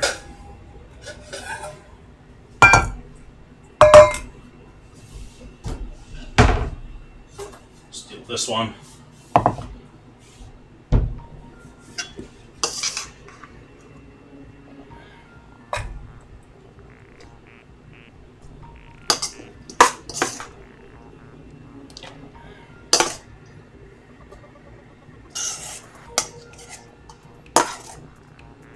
Let's just leave it in here. It'll be our, one of those will be our guacamole, one of those will be our tomatillos.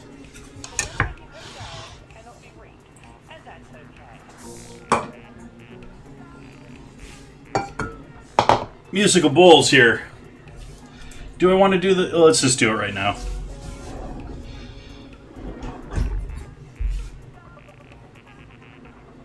Ooh, this guy is still a little... Quite... Oh, it's maybe riper than I thought. Maybe just a thick skin.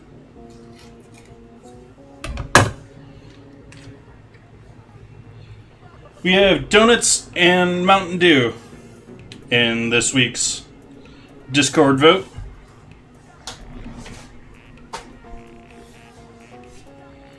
Get rid of this nasty sort of corner here.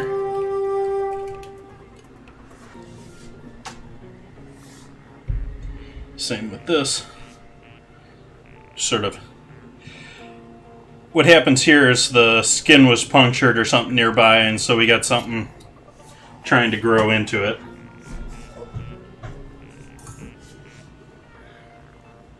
Right now, I believe donuts are winning over Mountain Dew, which is sort of surprising to me.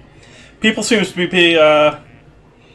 picking the favorites over, I mean, cooking with Mountain Dew is sort of something that I would think sort of difficult. And they chose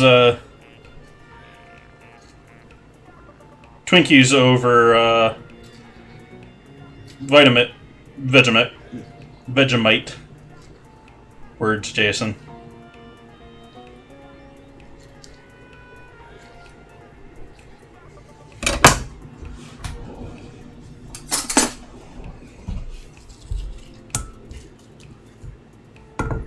why you guys aren't seeing what I'm doing here.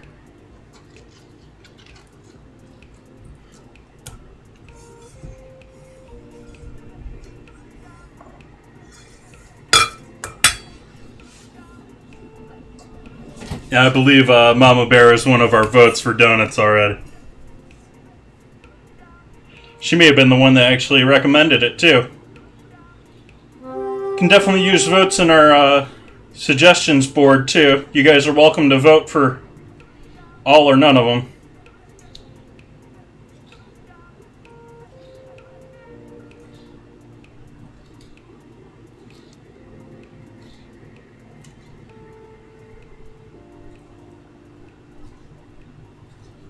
The number you have dialed cannot be reached, and that's okay.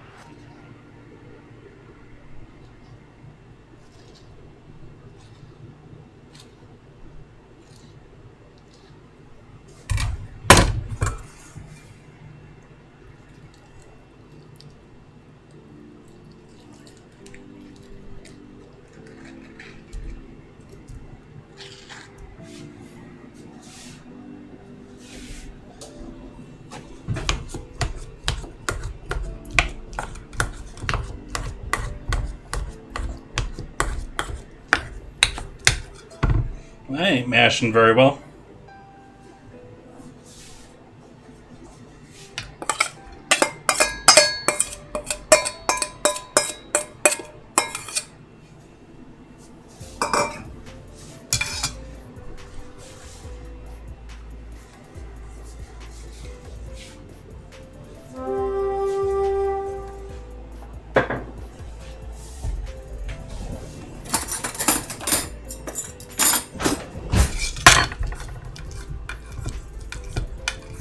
It's a ripe avocado. It should mash up okay.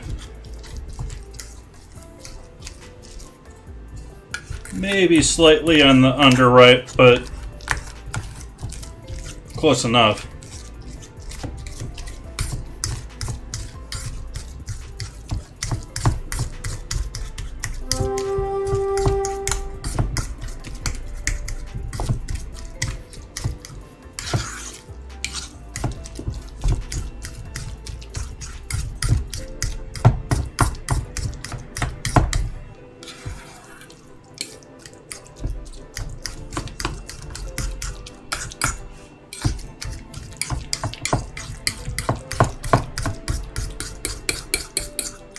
Okay.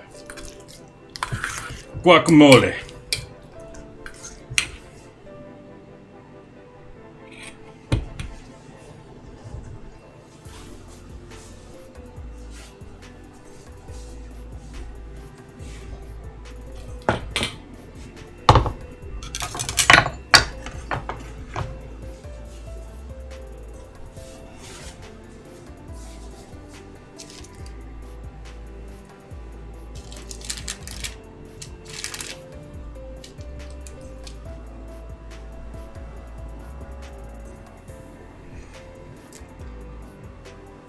These actually have cooled, so the juice in them is actually jellying a little bit. They're sort of interesting to hold up onto right now. There's tons of actually, I don't know how much pectin there is in tomatillos, but there's a ton in tomatoes.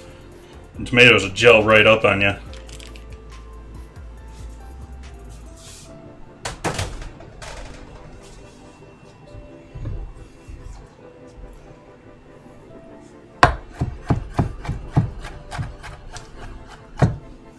Not going to be fancy with this, just can be thorough.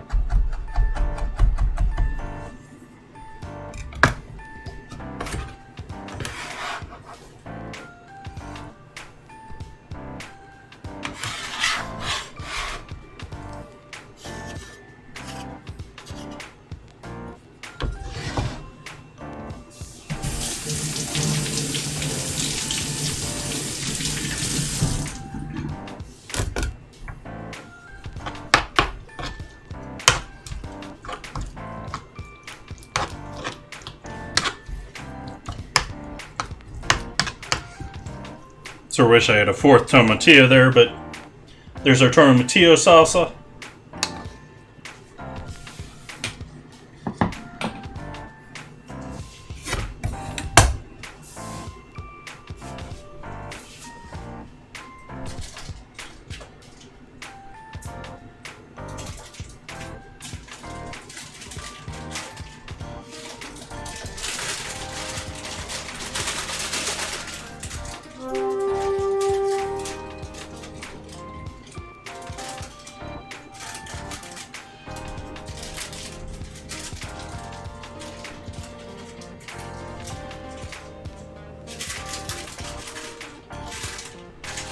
Just making sure they're all detached at this point.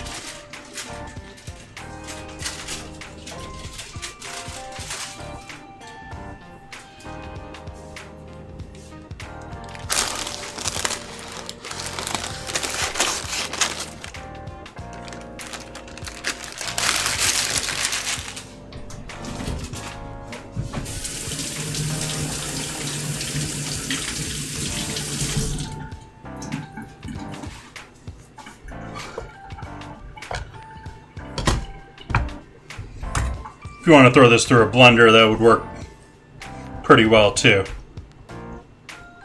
Gonna end up a pretty smooth tomato sauce though. We're still gonna end up that because I'm gonna chop these up nice because I don't want big pieces of skin.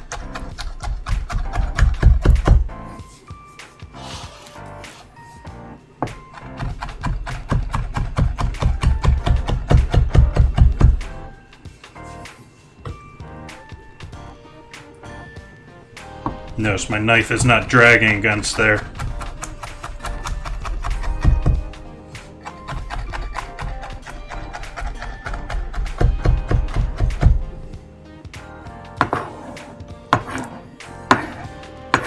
I forget who I was talking with, another stream earlier, another culinary streamer, and they were saying they always liked using the back of the knife. And I use it some, but I always worry about the which way is up. You know, where's my knife? Where's my sharp edge?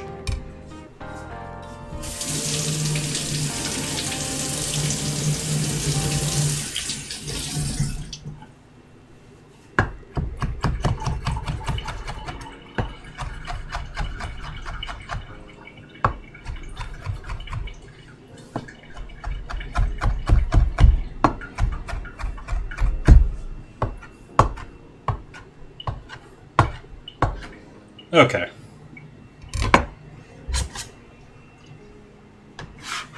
There's our roasted tomatoes for our salsa.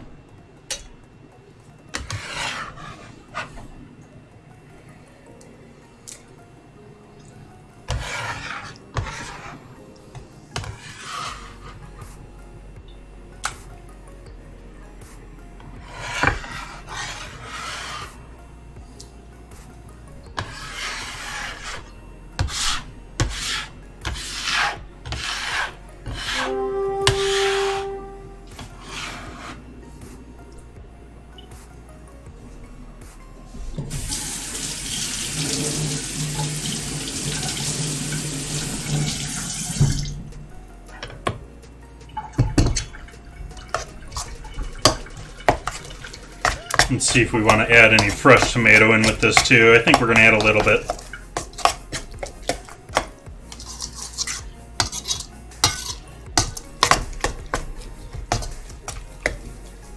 It's not looking too bad though.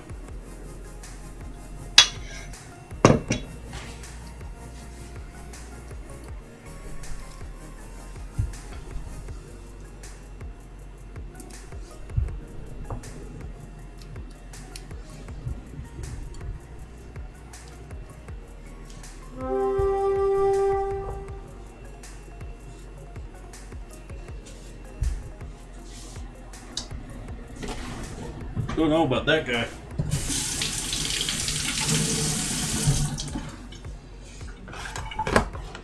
This might be just early blight. Yeah, I think we're okay.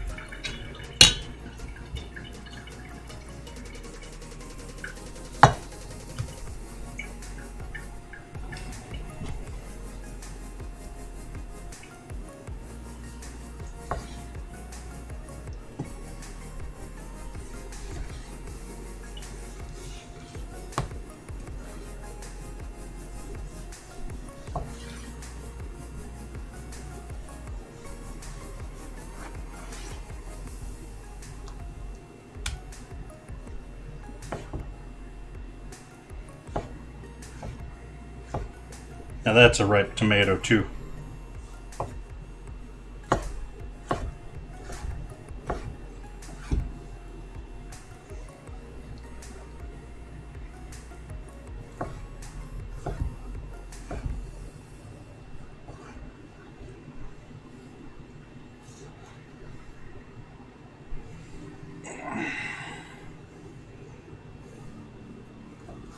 A lot of chopping tonight. My shoulders getting to me from being.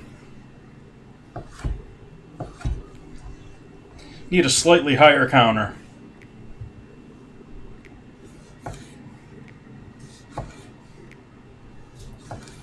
Actually, I want a much higher counter.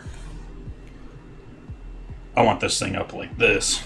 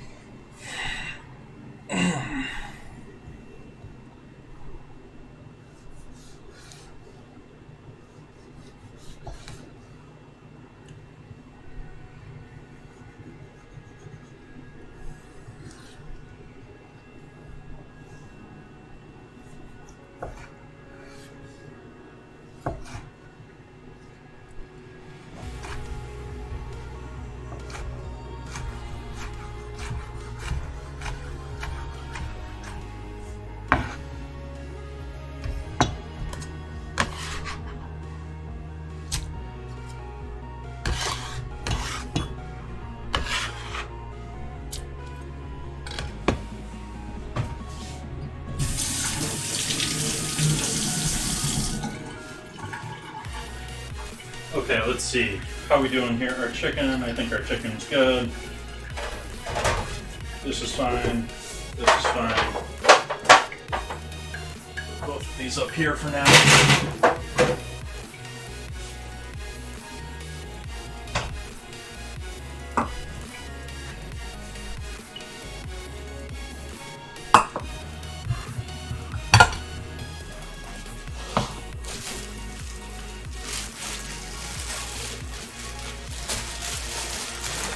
Little cleanup here, I think. Or at least organize and figure out what I'm doing, why stuff is still sitting out.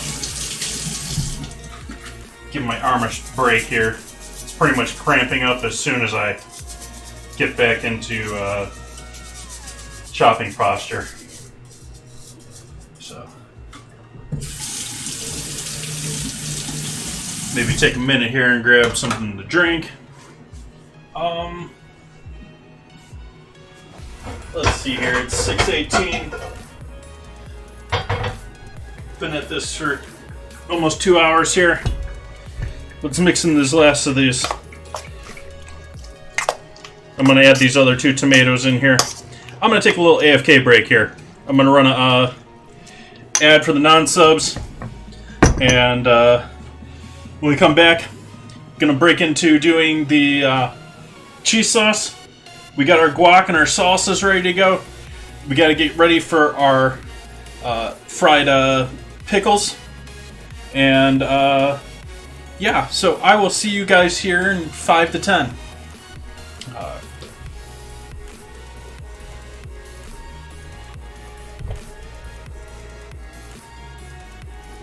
Now, where did I hide that? There we go. A pleasure, Milton. In just a moment, we'll see how well Milton does at the Pentagon. But if you want to see busy hands at your house, just you offer this lively Christmas party dip that's so good to serve with king-size Fritos corn chips. Just follow the recipe right on the Fritos package. Of course, it calls for the famous Philadelphia brand cream cheese, an 8-ounce package, which we blended with 2 tablespoons of milk till it's nice and smooth, like so. Then come 2 tablespoons of Kraft cream-style horseradish for zesty flavor, a 1/4 teaspoon of Worcestershire sauce, and finally, a dash of salt. And we'll blend our Philly mixture again. And when party time comes, let the folks enjoy this wonderful Philly horseradish dip with crisp king-size Fritos. There are those busy hands. Just remember, you make the best-tasting dips with the freshest-tasting cream cheese you can buy. Philadelphia brand cream cheese, made only by Kraft. What? Keeping the coffee in the icebox? Yes, Mr. Jones, it's a new kind of coffee, roasted by a new secret process. Hence, this new none-such coffee has a different flavor, a flavor preserved by vacuum packing, the flavor retained by refrigeration after the jar has been opened. Just taste it. You can't miss that delicate aroma, that clean, mellow taste. Yes, in cooking, the way to a man's heart is most of all through the coffee pot. In every jar, you'll find 3 special pointers, valuable in all methods of making coffee. Try new none-such coffee now. Use half the jar. If not 100% satisfied, get all your money back from your grocer without argument. Special for Movie Week, only 28 cents a pound, plus 3 cents refundable deposit on the jar. Schmidt's Blue Ribbon Bread gives you 7 ounces of non-fat milk solids in every loaf, the equal of 90 quarts a year if you serve it regularly. Every sandwich you make, every snack, gives you extra milk. For wonderful flavor combined with sound food values, serve Schmidt's Blue Ribbon Bread in the pantry pack.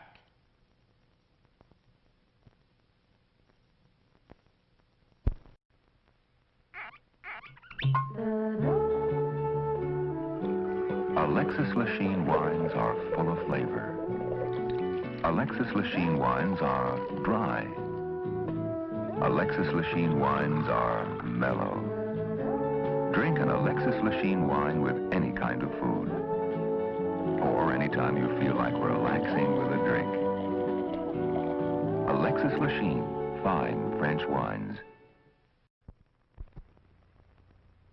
When you have a Labatt's, you have an adventure. Canadian Light, that's Labatt's. It's a great new taste in beer. Enjoy import quality at USA prices. Have an adventure.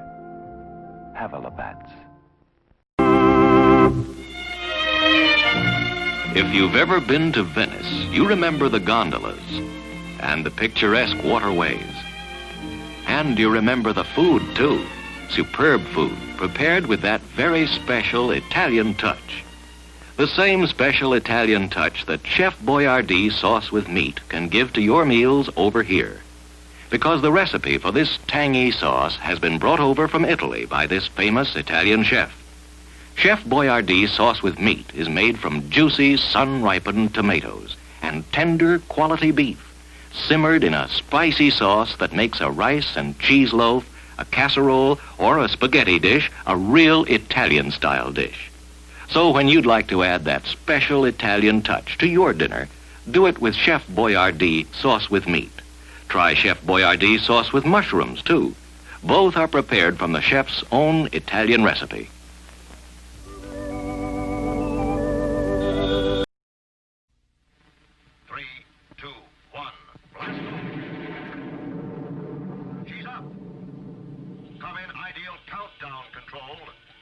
Second launching. Atlas moving into position. Fuel her up. All set. Count down. 10, 9, 8, 7, 6, 5, 4, 3, 2, 1. Blast off! There she goes! Yes, you can be in command of your own ideal countdown. It's a real electronic missile base. You sit at the controls and move missiles into place. You count down. You blast off. You track the flight. The ideal countdown comes complete with moon missile and lunar probe, as well as a giant atlas. Get your electronic ideal countdown now, wherever good toys are sold. It's a wonderful toy. It's ideal. It's the newest, most exciting sound in town. It's a General Electric blender that's going around. Completely new from base to lid. Take it apart, see what they did. The non-skid base is the lowest you'll ever see. The decanter has a 36-ounce blending capacity. The non-spill lid is really smart. For blending convenience, it comes apart. Add additional ingredients, if you will. Look, no splash, see no spill. Put them all together and you know it's true. The General Electric blender is best for you. If you want to know another reason why, It's only 10 1/2 inches high. stores easily on the counter or on a shelf. There's 1,000 things you can make yourself. Make party spreads. Great cabbage heads. Blend the meatloaf for a family of 8. Make ice-cold drinks you'll appreciate. Now's the time for you to buy the General Electric blender. Did he say only 10 1/2 inches high?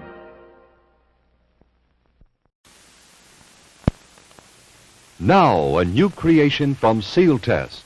Cottage cheese in ready-to-serve portions. Handy envelopes bring you brand new convenience and ease. Zip, it's open, quick and neat. Just the amount you need, the easy way to serve cottage cheese. The rest stays moist and creamy. Ready for next time. Are they handy? Cottage cheese in ready-to-serve portions. So easy to use, quick, and no bother at all. The rest stays really fresh, moist, and creamy. Yes, serving cottage cheese was never as easy as this. Seal Test's new square package with handy, ready-to-serve portions. Zip, it's open. Simple as can be. The rest stays moist and creamy fresh. You'll love Seal Test cottage cheese in new, ready-to-serve portions. Get some soon. Folks, why do you eat Wheaties? We like it. But did you know it's always been whole wheat with all the bran, and bran is one of nature's best sources of food fiber. That's news to us. Wheaties breakfast this morning? Sure, it helps me feel fit. But do you know Wheaties has bran fiber your body may need? That's news to me. Why Wheaties? Oh, we love the taste. I have for years. But do you know for years you've been getting something extra for your diet? Bran fiber? Well, that's news to me. Wheaties. It's brand news. Next week. All right. Thank you for that follow while I was out here, Robbie Vicious. Welcome in. Hopefully you're having a good day. Got ourselves some cooked chicken.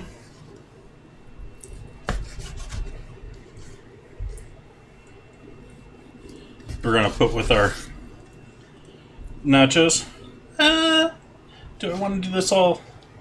Let's do some of it up nice and fine for... I'll take the skin off of that half.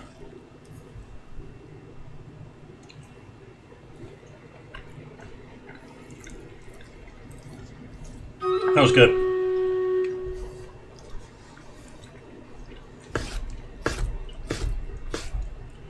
Battle. Let's do that up here before I finish up the rest of this chicken. Got this chicken on my protein board even though it's cooked. Let's see what we got going here. Oh, I think we got this one.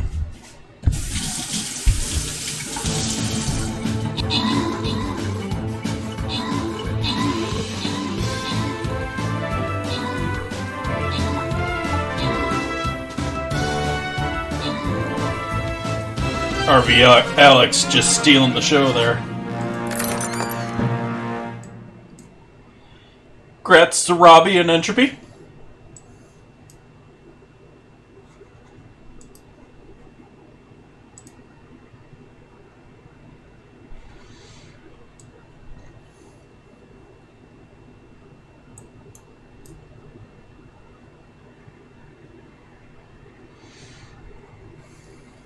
Alright.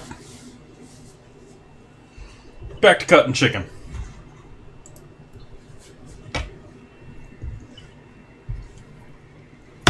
Oops. Already cut that one.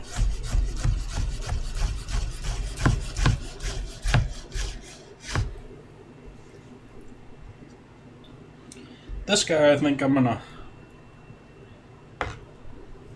leave in whole slices.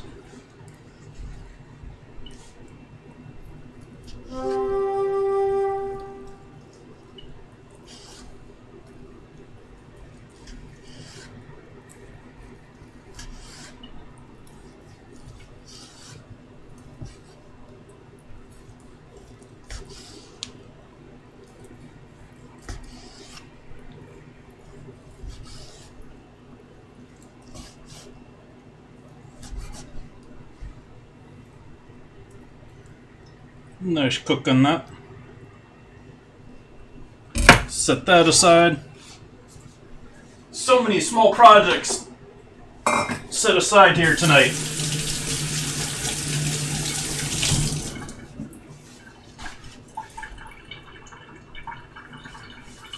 Let's start with this over here for our cheese sauce down here. This is the leftovers from our chicken here.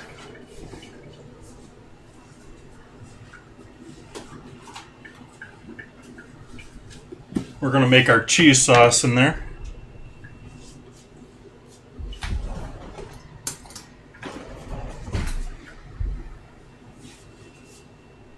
Add some flour in there.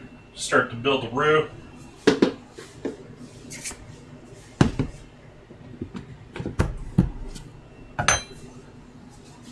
Add some butter to that party.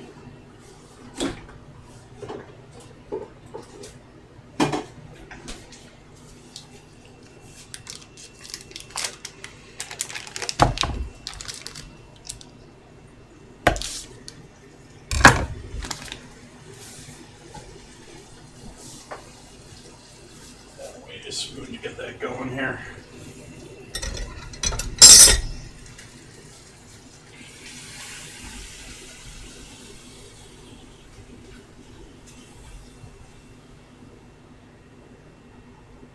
Melt, butter, melt. We need you melted right now.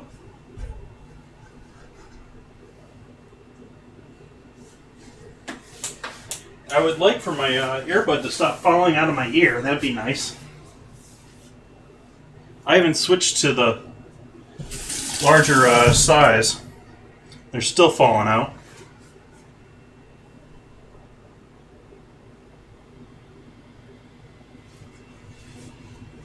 Let's start our music back up. That it did. Nice.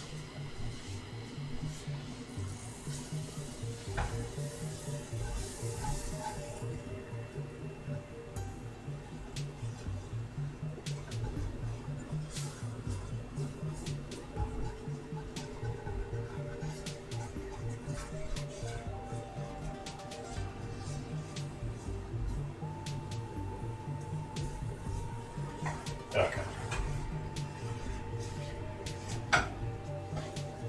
Add some water into that party. You can add some chicken stock if you want. Got plenty of flavor here already from the chicken that we got, which is really why I'm using this pan. This is actually not the greatest pan for this project. I also need a whisk here too. Make sure we're not being too lumpy.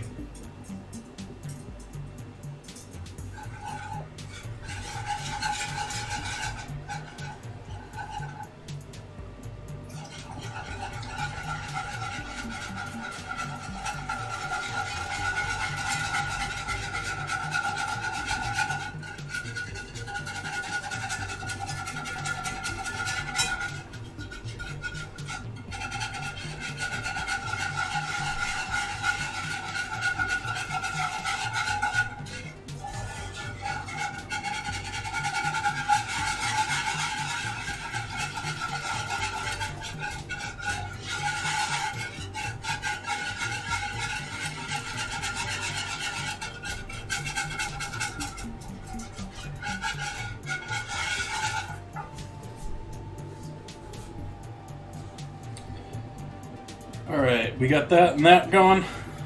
Let's add a little dairy into the party. A little half and half.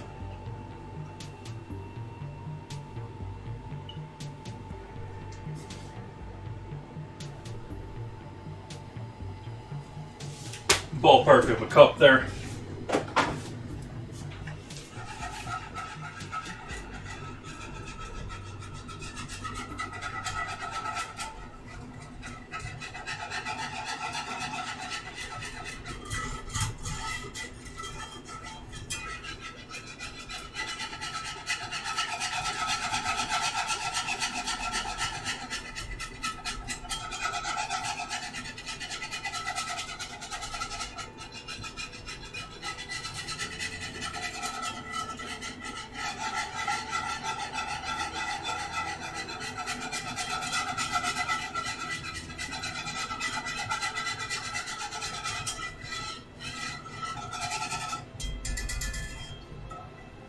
Allow that to come back up to heat.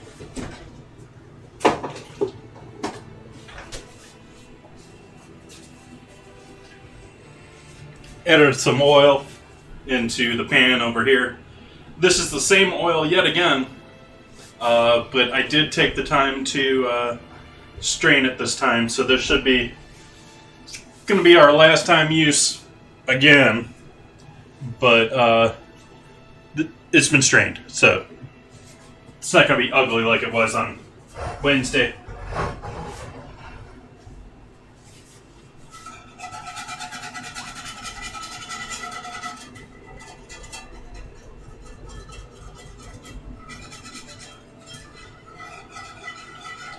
We're waiting for this to come up to a boil to start thickening. Add in a bit of salt here.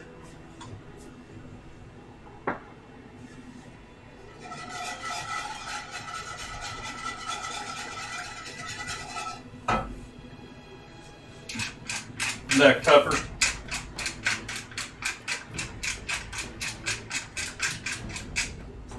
Definitely grinding now, I can smell that.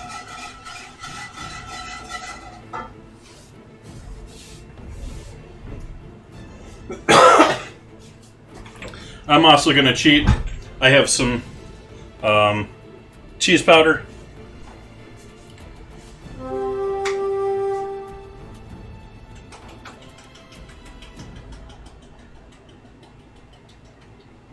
Or dehydrated cheese. You can find that in a lot of spice shops these days. Might even be able to find it in your supermarket. Great for on top of, you want to make your own seasoning mixes for on top of popcorn or something around your house. Good stuff. Good stuff. But also, great way to add a little background flavor to this. This is going to give you, the flavor on this is a little bit closer to that same, that's why it was in my head, is that popcorn cheese. It's going to give you that almost powdery, like, after effect to the sauce. Even just that little bit there just makes it that much more that authentic cheese sauce to me. And if you didn't notice that earlier, we got our salsa all together here and hanging out now. We're going to add some of the cheese in with our cheese sauce here shortly.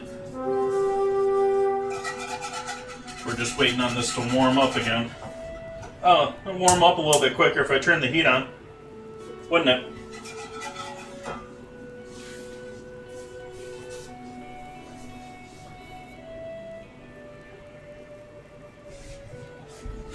Trying to think of all the things that I'm going to set up here.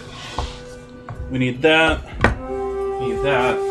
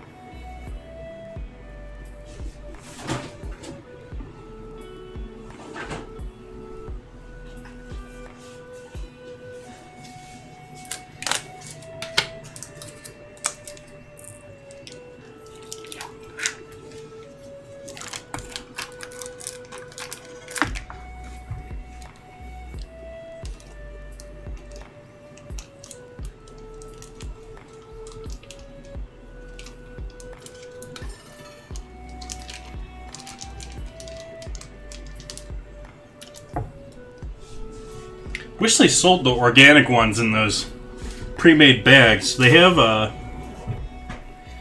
conventional sour cream in like just cut the corner bag, and you got a pastry bag, which is awesome.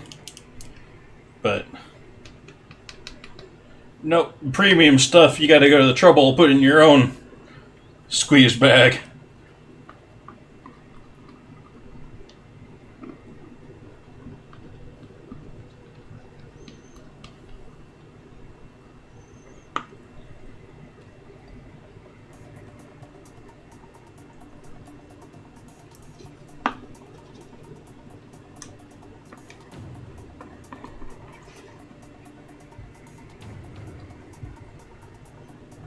Hopefully that cheese sauce is not sticking on the bottom of the pan or something.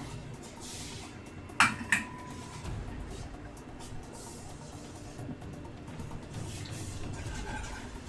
let's give that a good shake, or a good stir up.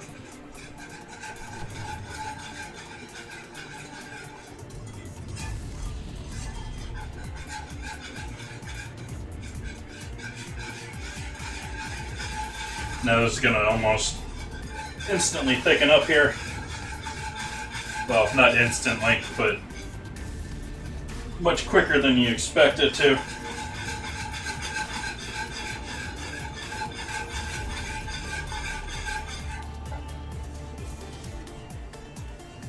Get our cheese ready.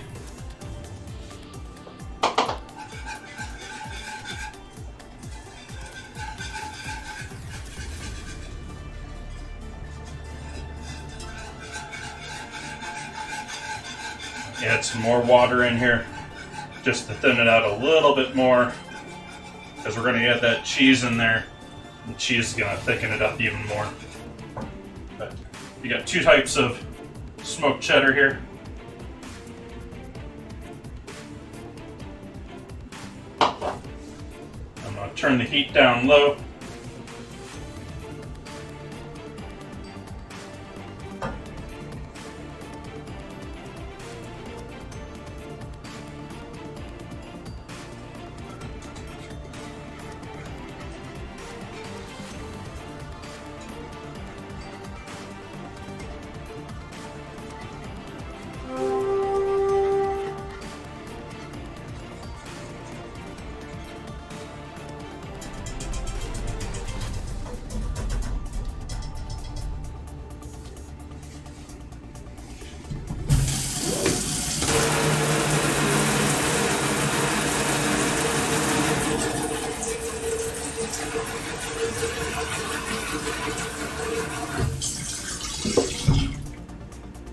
Hand's feeling like I steam burned it or something earlier. It's not feeling happy. Not feeling happy.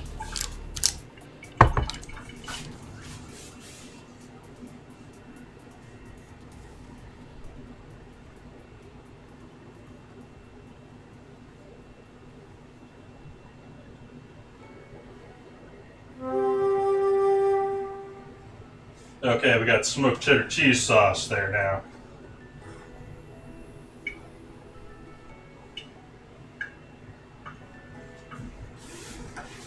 Turn the heat off on that guy now. Let's make our pickles.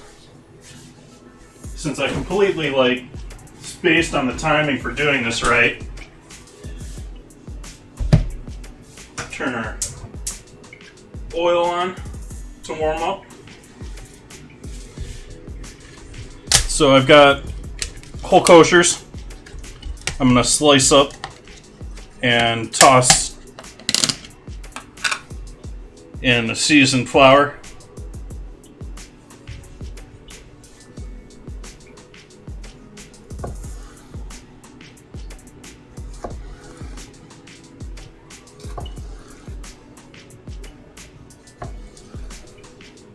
Haven't tried slicing these guys before. I love this brand's pickles, but these are not looking particularly beautifully cured here. They're looking like they're only halfway cured.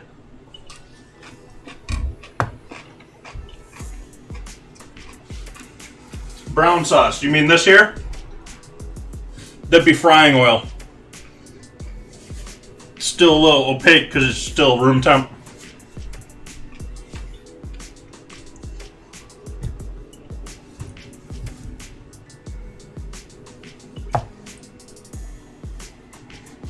It'll clear up here as it warms up.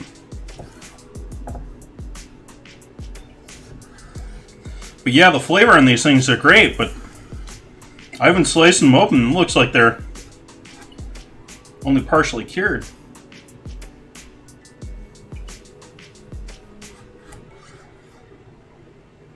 Small local pickling company. And that's something you're probably going to find outside of Sonoma County.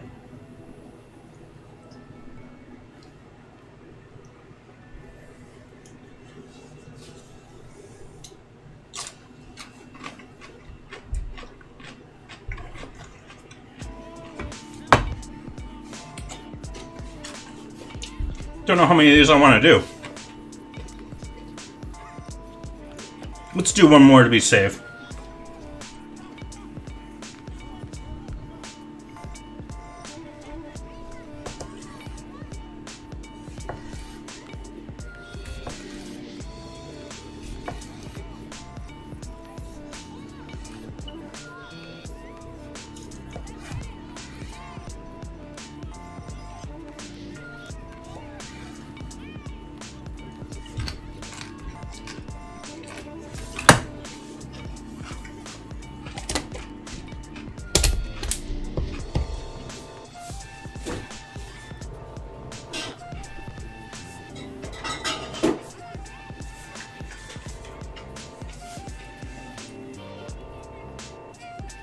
It's available.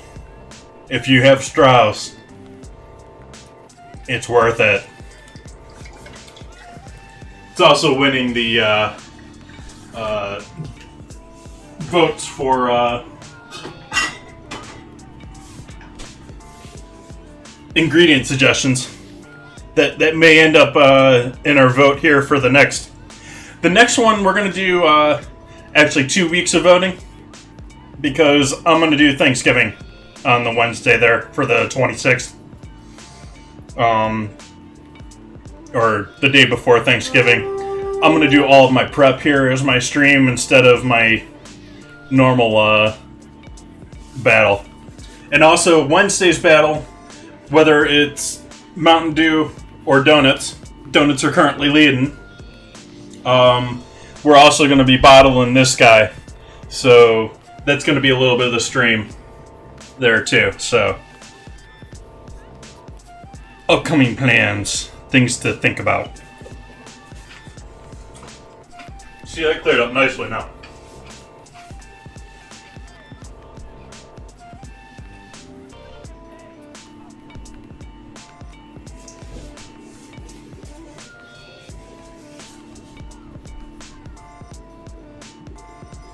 In their eggnog, it's a virgin eggnog, but it's just good. But Strauss was the first organic dairy here in the U.S., so they're not going to be putting junk in there. We got pasteurized organic milk and cream, organic cane sugar, egg yolks, and nutmeg. Oh, what am I going to bottle? I shall be bottling my backyard apple cider. So it's an apple cider and a mead at the same time. There's wildflower honey. There's the apples from my backyard. So how are we doing on temp here with our oil? Okay, we got a minute.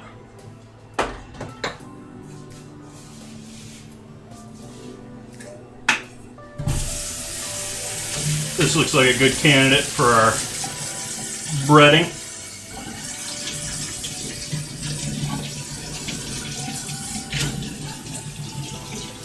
I don't know, I'm almost wondering if I should do a batter for these.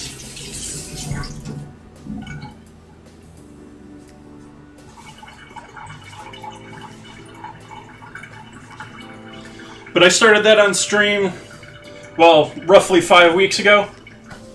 So that's been fermenting here for 5-6 weeks. Probably only gonna get 3 growlers out of that, I think, with all the sediment and all the apple in there. But maybe 4. I got 4 out of the strawberry I did last year.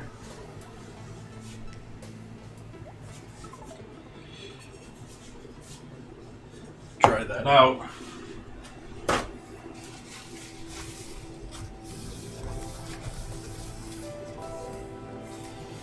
First time doing pickles here, so don't have experience trying this before. I have not worked at Hooters.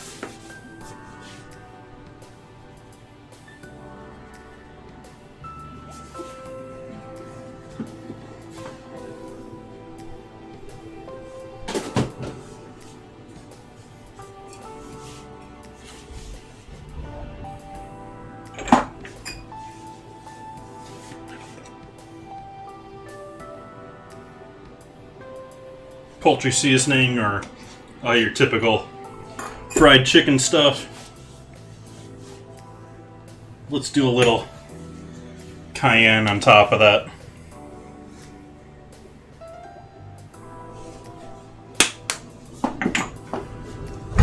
Salt and pepper.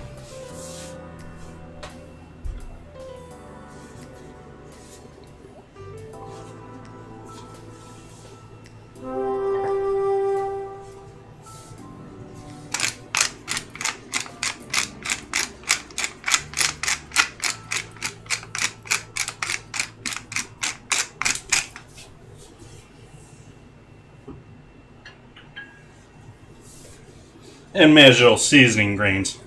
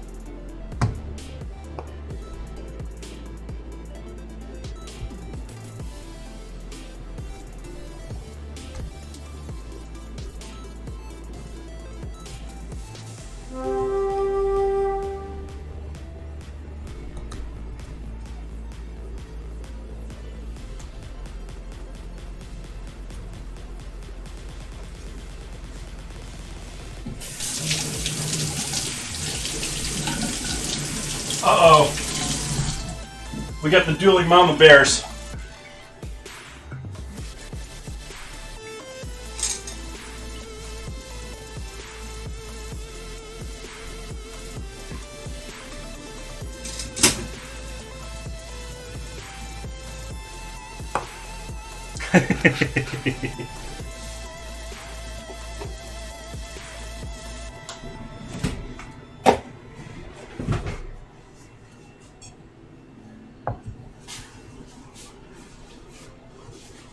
See where our oil is at.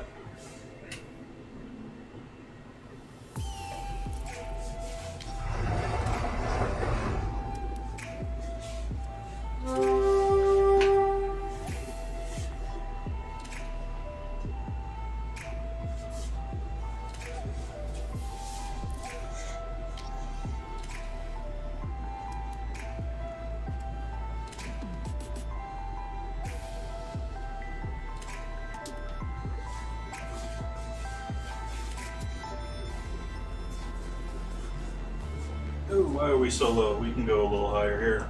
We're looking to heat you up, oil. Hit that as sort of like a holding temp rather than a heating temp.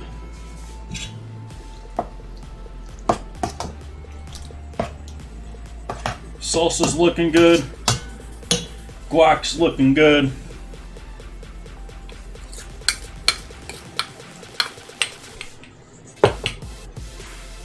Roasted tomatilla salsa's looking good.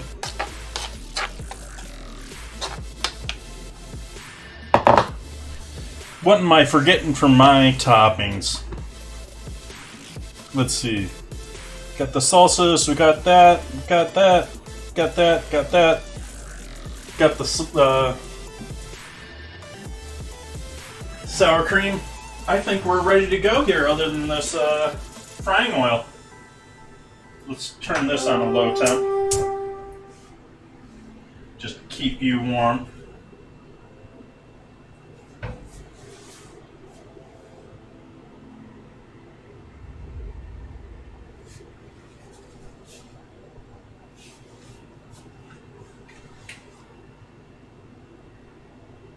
Not quite there.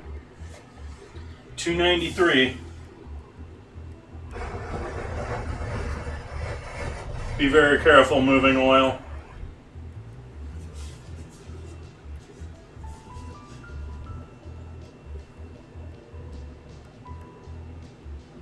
Thank you, Mama Bear. Still don't know how I want to plate this up.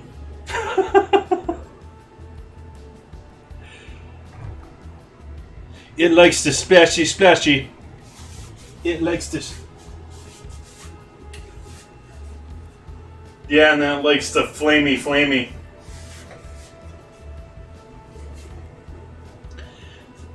One of my first jobs, I had I was working with an oil fryer and ended up having to jump up on the sandwich counter to shut it off because I was a new guy, didn't know what was going on, and it was standard practice for us to dump the oil in the fryers and then clean them out.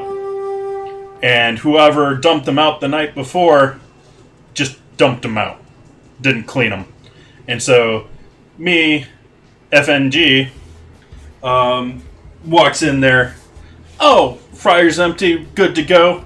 Pull it full of new oil, and turn it on.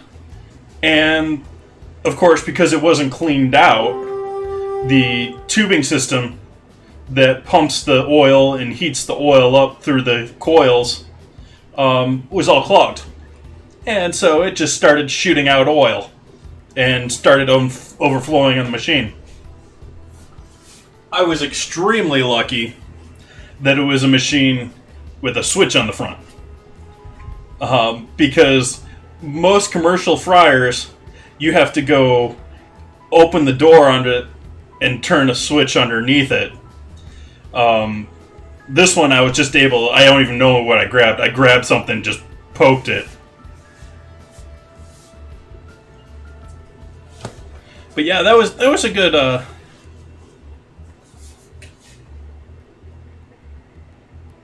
welcome to cooking.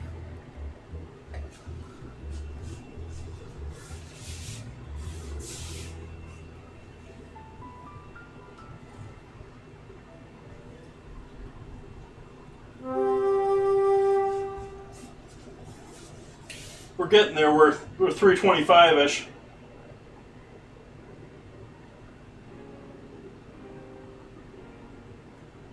I don't know if you can... I gotta hold it at the right angle so you guys can see what the temp is.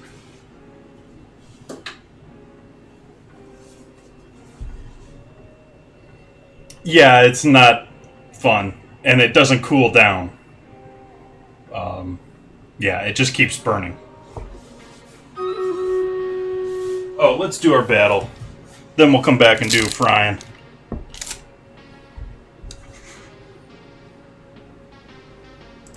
Sure wish that battle was a couple minutes earlier.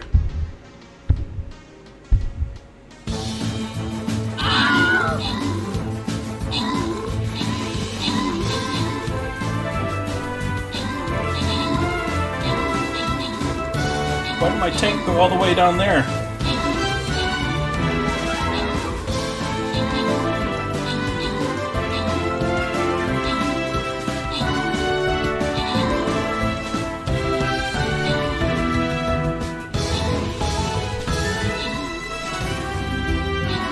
Skip's just out there on his own, just taking on the world by himself.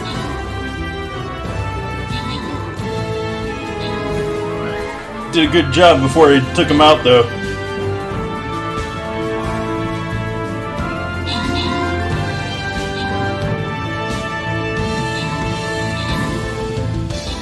This one might be close. Ooh. We might not have this. Ooh. Whoa. No bueno.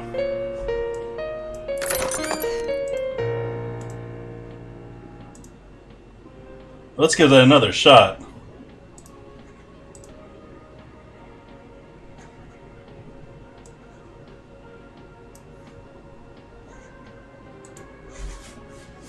All right.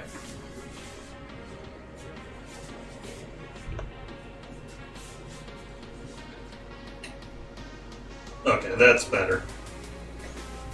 Even slightly over there. Let's give these guys a try.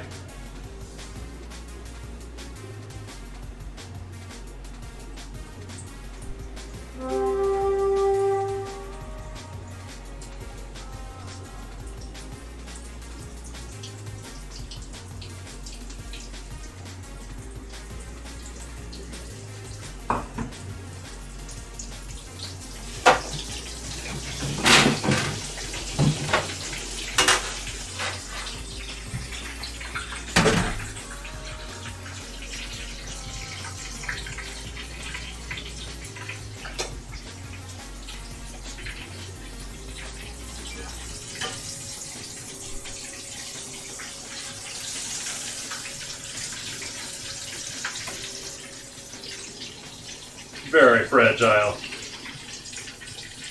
They don't want to hold to their breading at all here. Might have to add an egg into this game.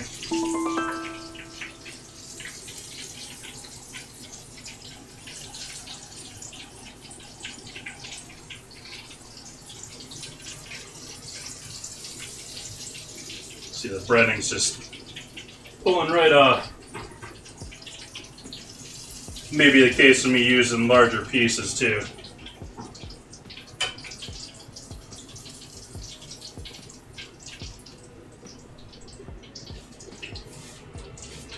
I'm going to give that one more shot. Just like that. If that doesn't work, we're going to turn this bread into a batter. Or this flour into a batter. But yeah, this isn't sticking hugely well.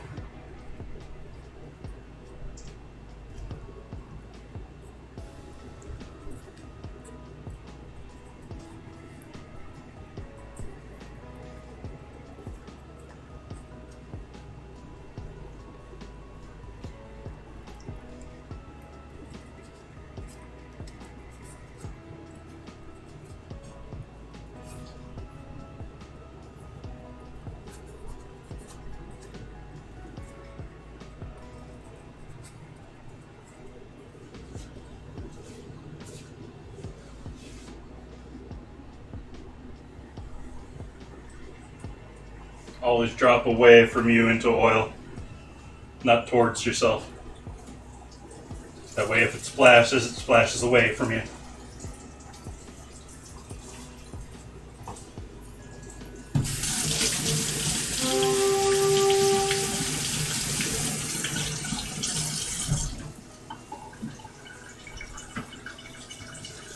See, they crisped up nicely, but they're not sticking to the pickle. So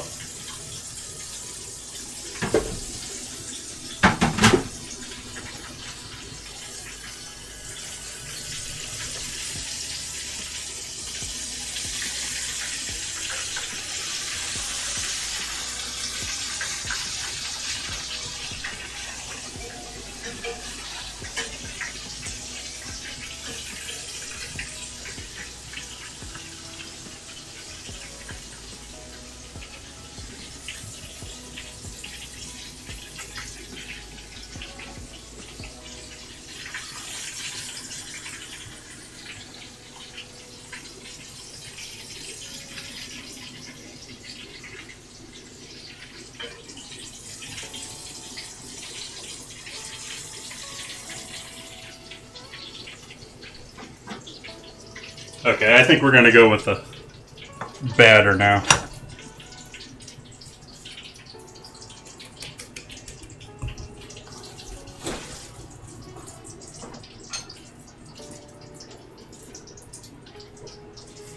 Happen to have a few spare eggs already cracked. How handy is that?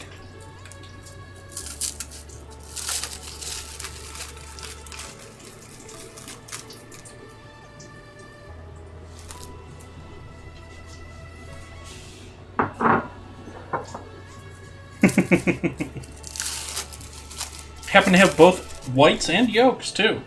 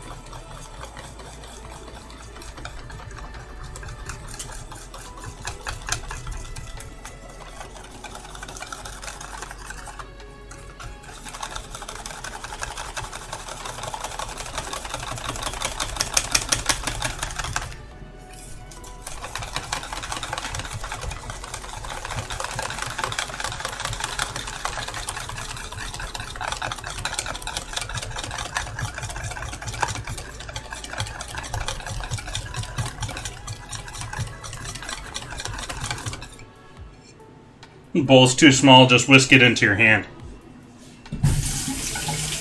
Evening, Strychnine. Strychnine? Strychnine, I don't know which that is. Welcome back. Hope you're having a good evening. We're having some fun. We're frying some pickles here, and I think this is going to work a little bit better.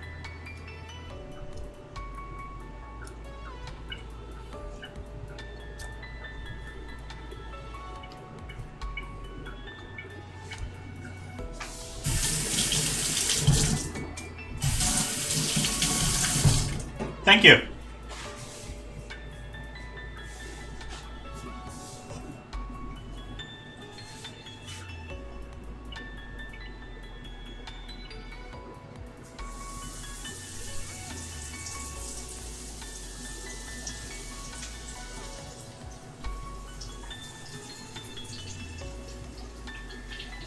That may have not worked either. Let's see. That might have just immediately fallen off of him that time.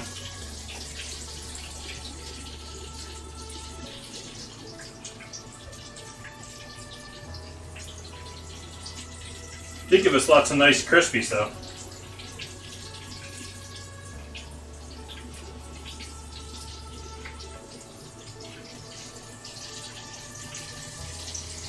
This might have worked a little bit better here.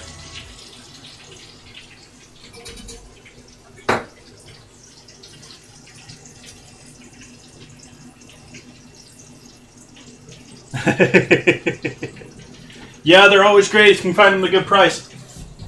This guy's pretty hard deal to pass up though. I mean, it's only a $40 combo for the two of them.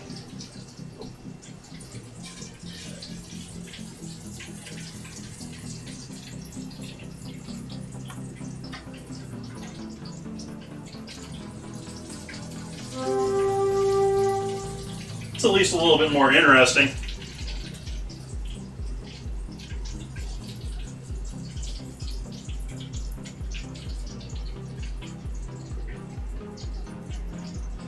I'll show you guys the difference here in a moment. I know you guys can't see where I'm throwing these guys.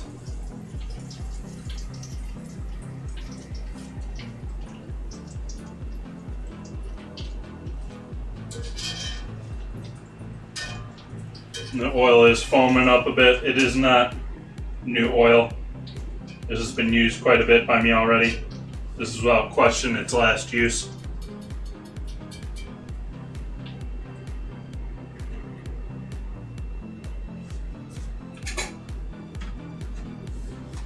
So here we have, these are the first pickles we did, or I did, where the skin is basically falling right off of them. And these are the newer ones with the more egg batter. Certainly a better coat to them.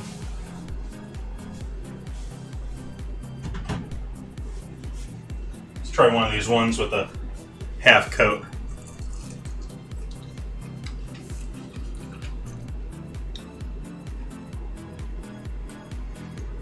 That's really all you need, Stricknant. Thanks for stopping by, BU. I didn't realize you're still lurking out around. Thank you for stopping by. Hope you have a great evening.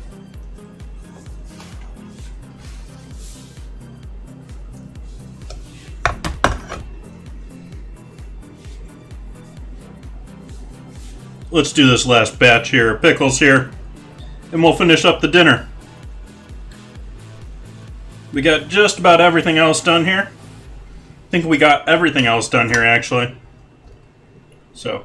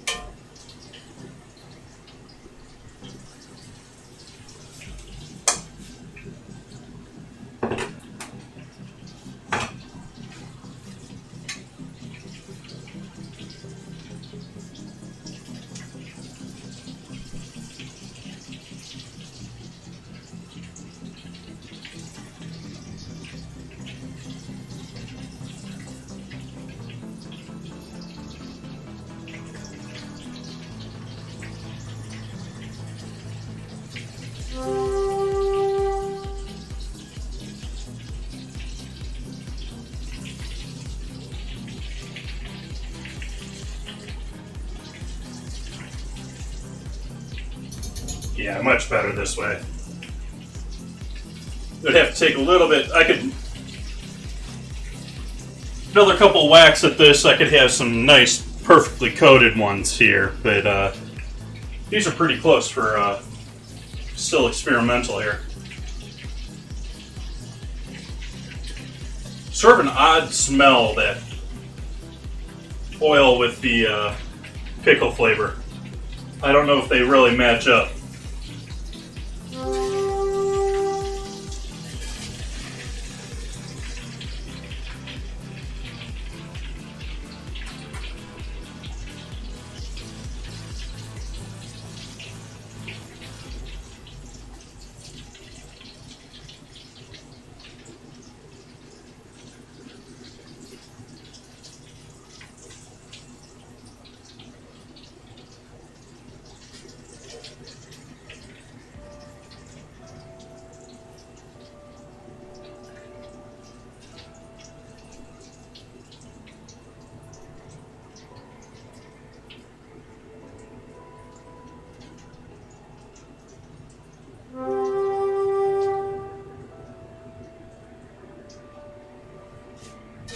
Turn the heat off.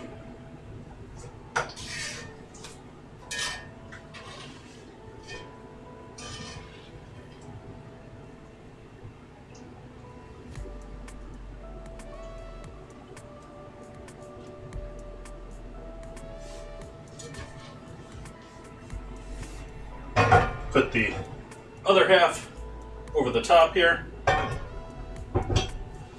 That way we can just sort of forget about the oil until the morning.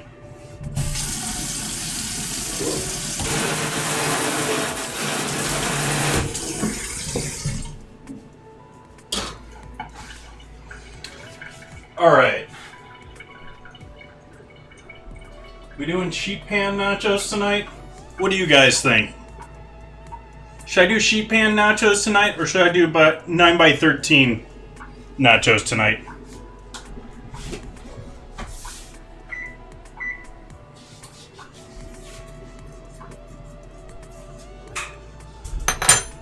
I think we're going to do 9x13.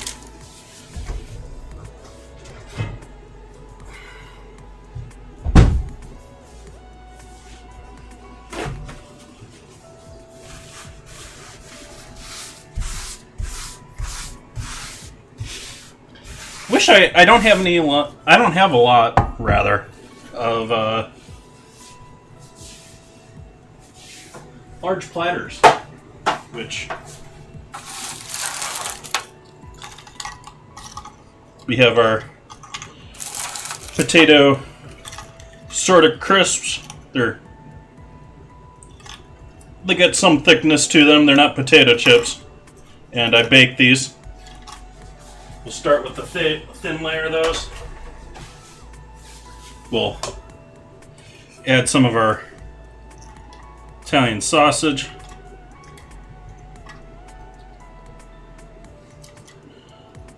I'm not going to bake all the nachos, I'm just going to do these guys.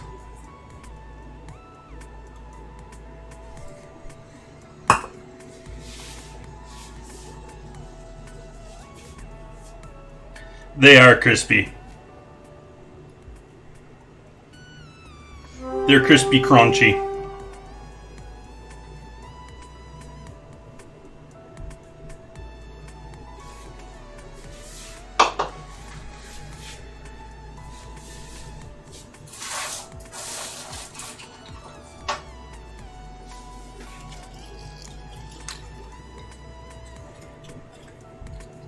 Potatoes aren't going to save well, so we're doing all the potatoes.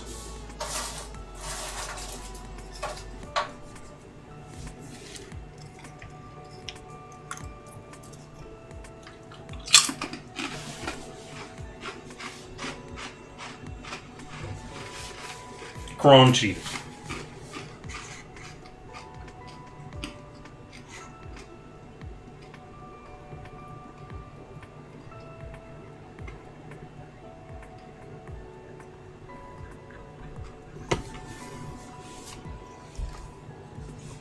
Sausage.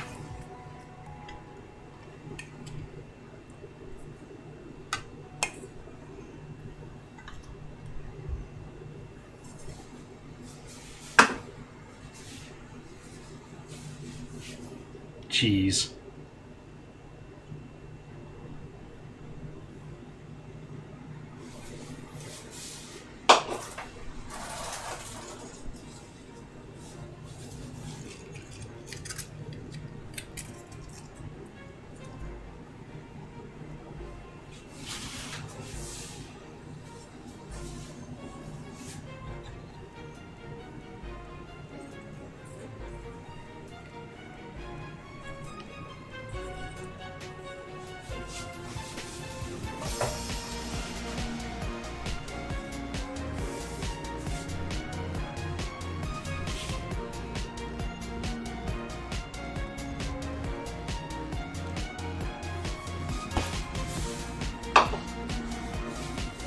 Go ahead and throw these in the oven.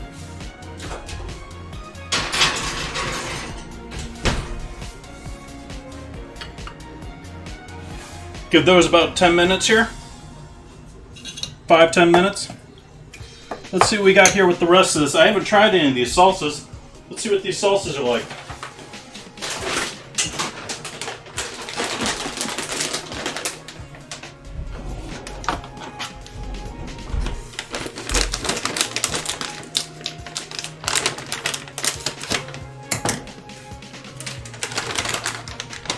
We got our plain old regular tomato salsa.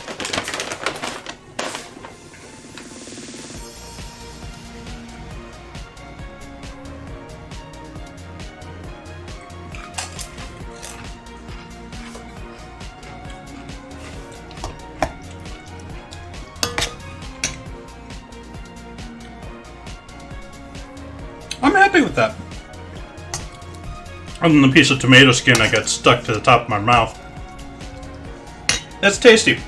If you guys haven't been following along, this has been about half of these, if not more, of these tomatoes were roasted. So we got some deep, dark, rich and sweet tomato flavor there, not just all fresh, bright and acidic. That's some good stuff. Happy with that.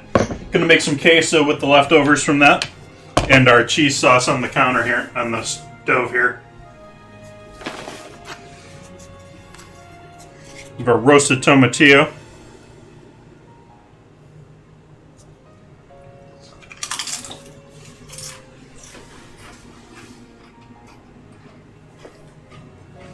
Nice. Fruity. All sorts of fruity going on there. Not expecting that from that.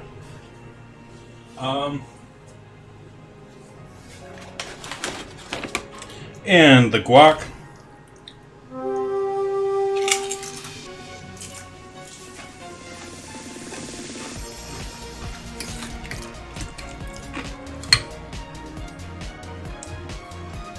Need salt.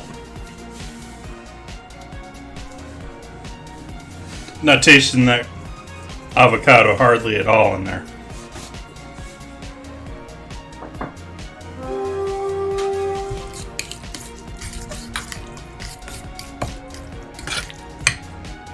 Taste your food. It's always a pain when you put a plate together and then you realize, oh, I could have seasoned it, 2 minutes earlier. And it's 10 times easier.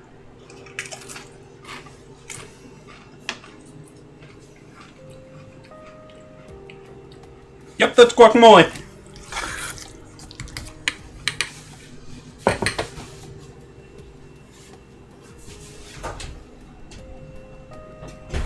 Already starting to get there with our other ones.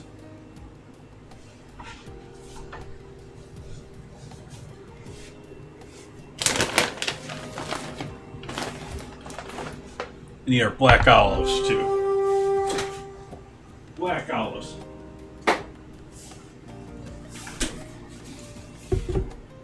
Already got some of those open.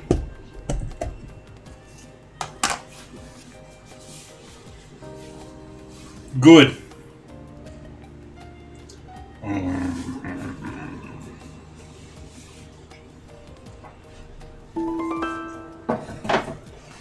It's tasty. Though I'm just going to save this, or I may throw it with a queso. I don't know what I'm going to do. This one I'm going to use with pickles.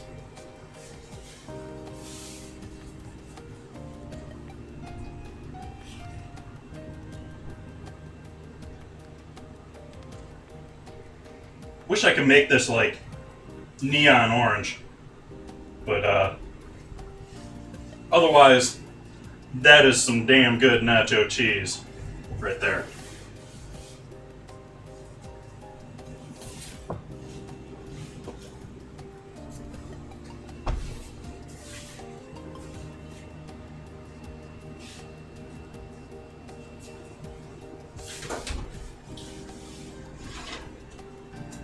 That may have given us what we needed here.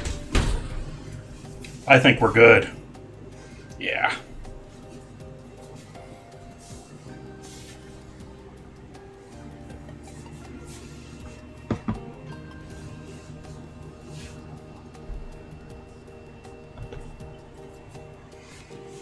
Okay. Pickles.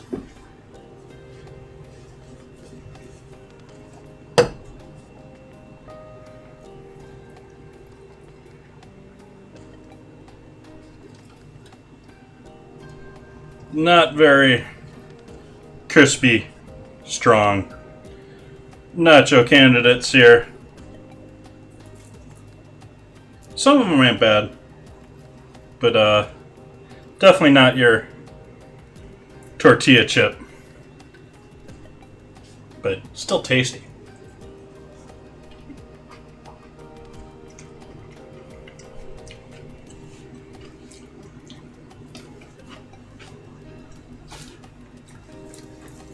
Very cool with that.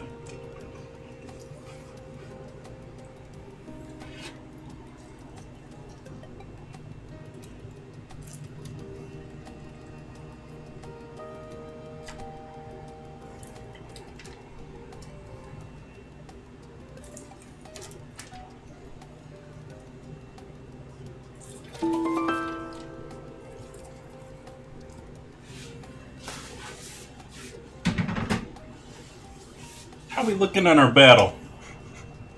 Got another 5 minutes to that? Okay.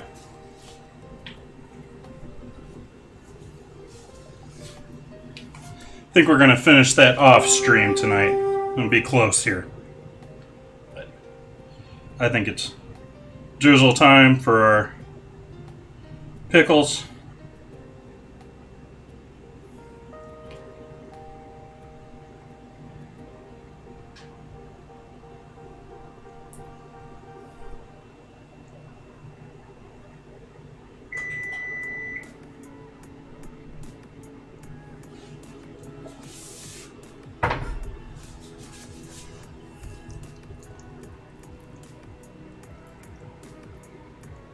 Yeah, sort of want to layer them in there, I guess.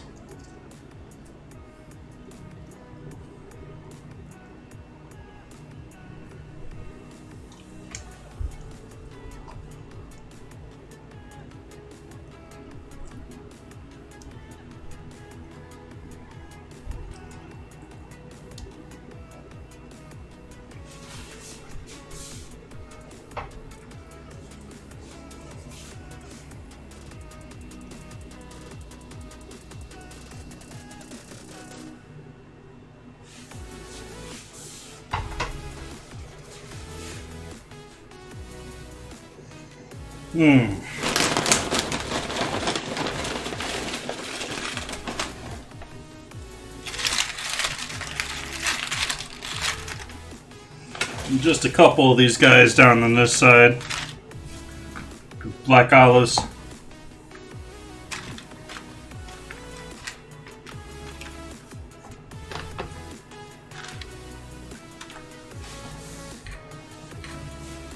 Guacamole.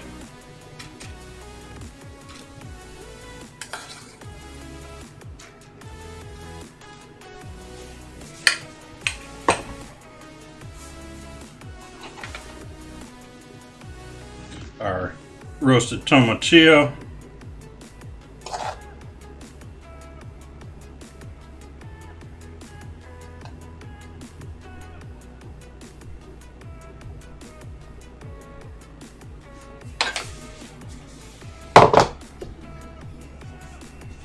And traditional red.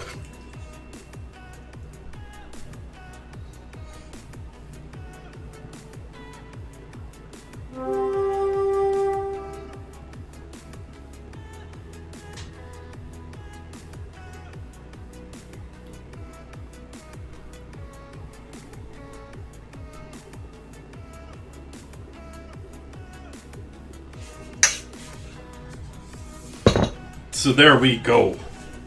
There is our nachos platter. We got our plain tortillas with black olives and guacamole. Got our potato nachos with tomatillo, cheddar, and sausage. And we have our fried pickles with chicken and roasted tomato salsa. Give you guys a main view here.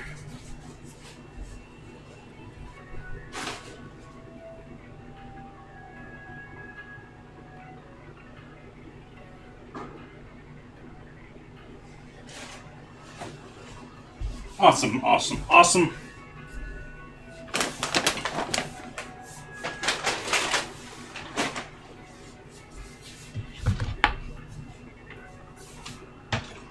Oh, one last thing here.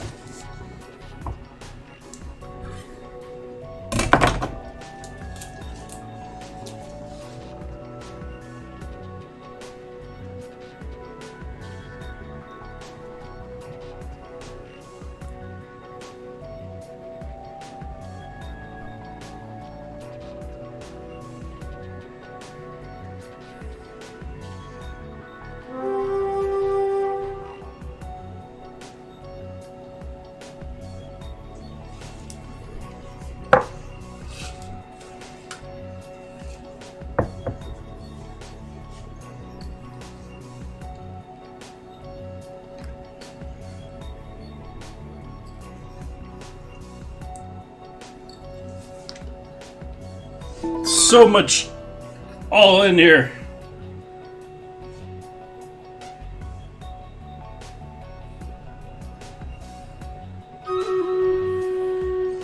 Maybe we will do our battle here. Awesome. So let's do our battle here, since we got a moment. Take a quick photo while we're here.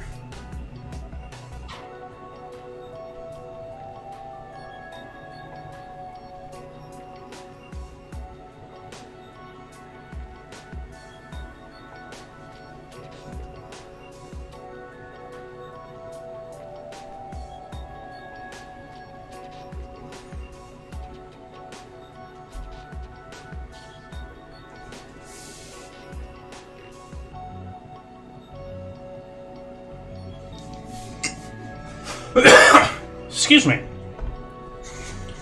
Let's do our battle. I think we got it this time.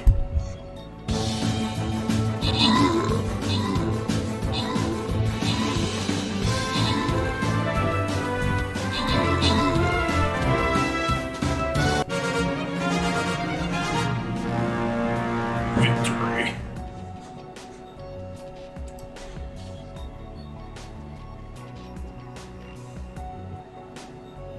Awesome.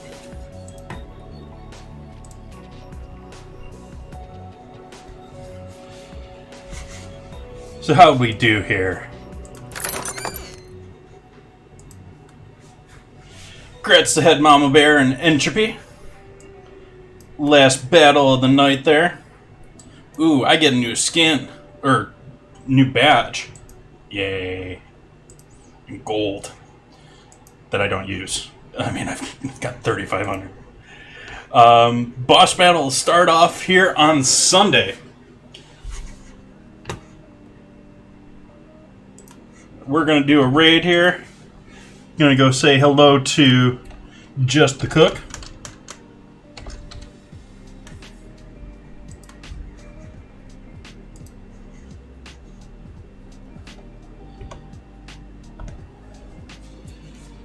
Thank you guys for joining me. I'm going to go enjoy all this loveliness. I'm going to be back here on Sunday. We're going to be doing stuffed pasta. I'm going to be doing small, I think it's animal only. Forget off the top of my head. But cheese and vegetable stuffed pasta. We'll do that with a nice light broth. Give me a chance to use up some of these wonderful veggies. I hope you guys come back and join me for that. Wednesday we have the vote going on in the Discord. We're going to have either Mountain Dew or donuts. The current leader for our ingredient challenge. Yes, we've got... Rather. There we go.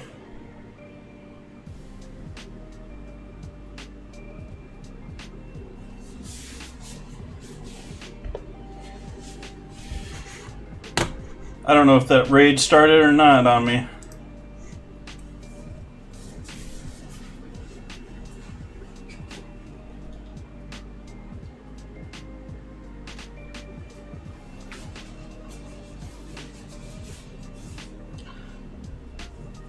Thank you, Robbie. And did that go through? I don't know if that went through.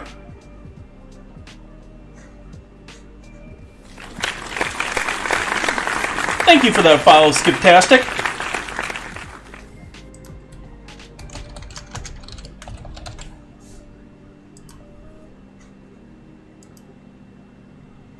That did not work. Guess we gotta pick someone else here.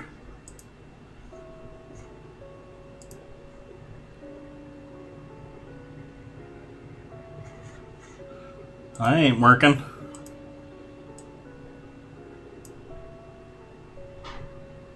Oh. He's still on, so let's go say hi to him.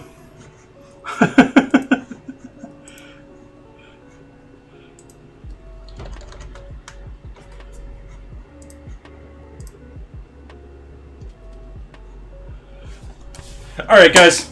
Once again, love to see you guys on Sunday. Gonna be doing stuffed pasta, fresh pasta, all from scratch.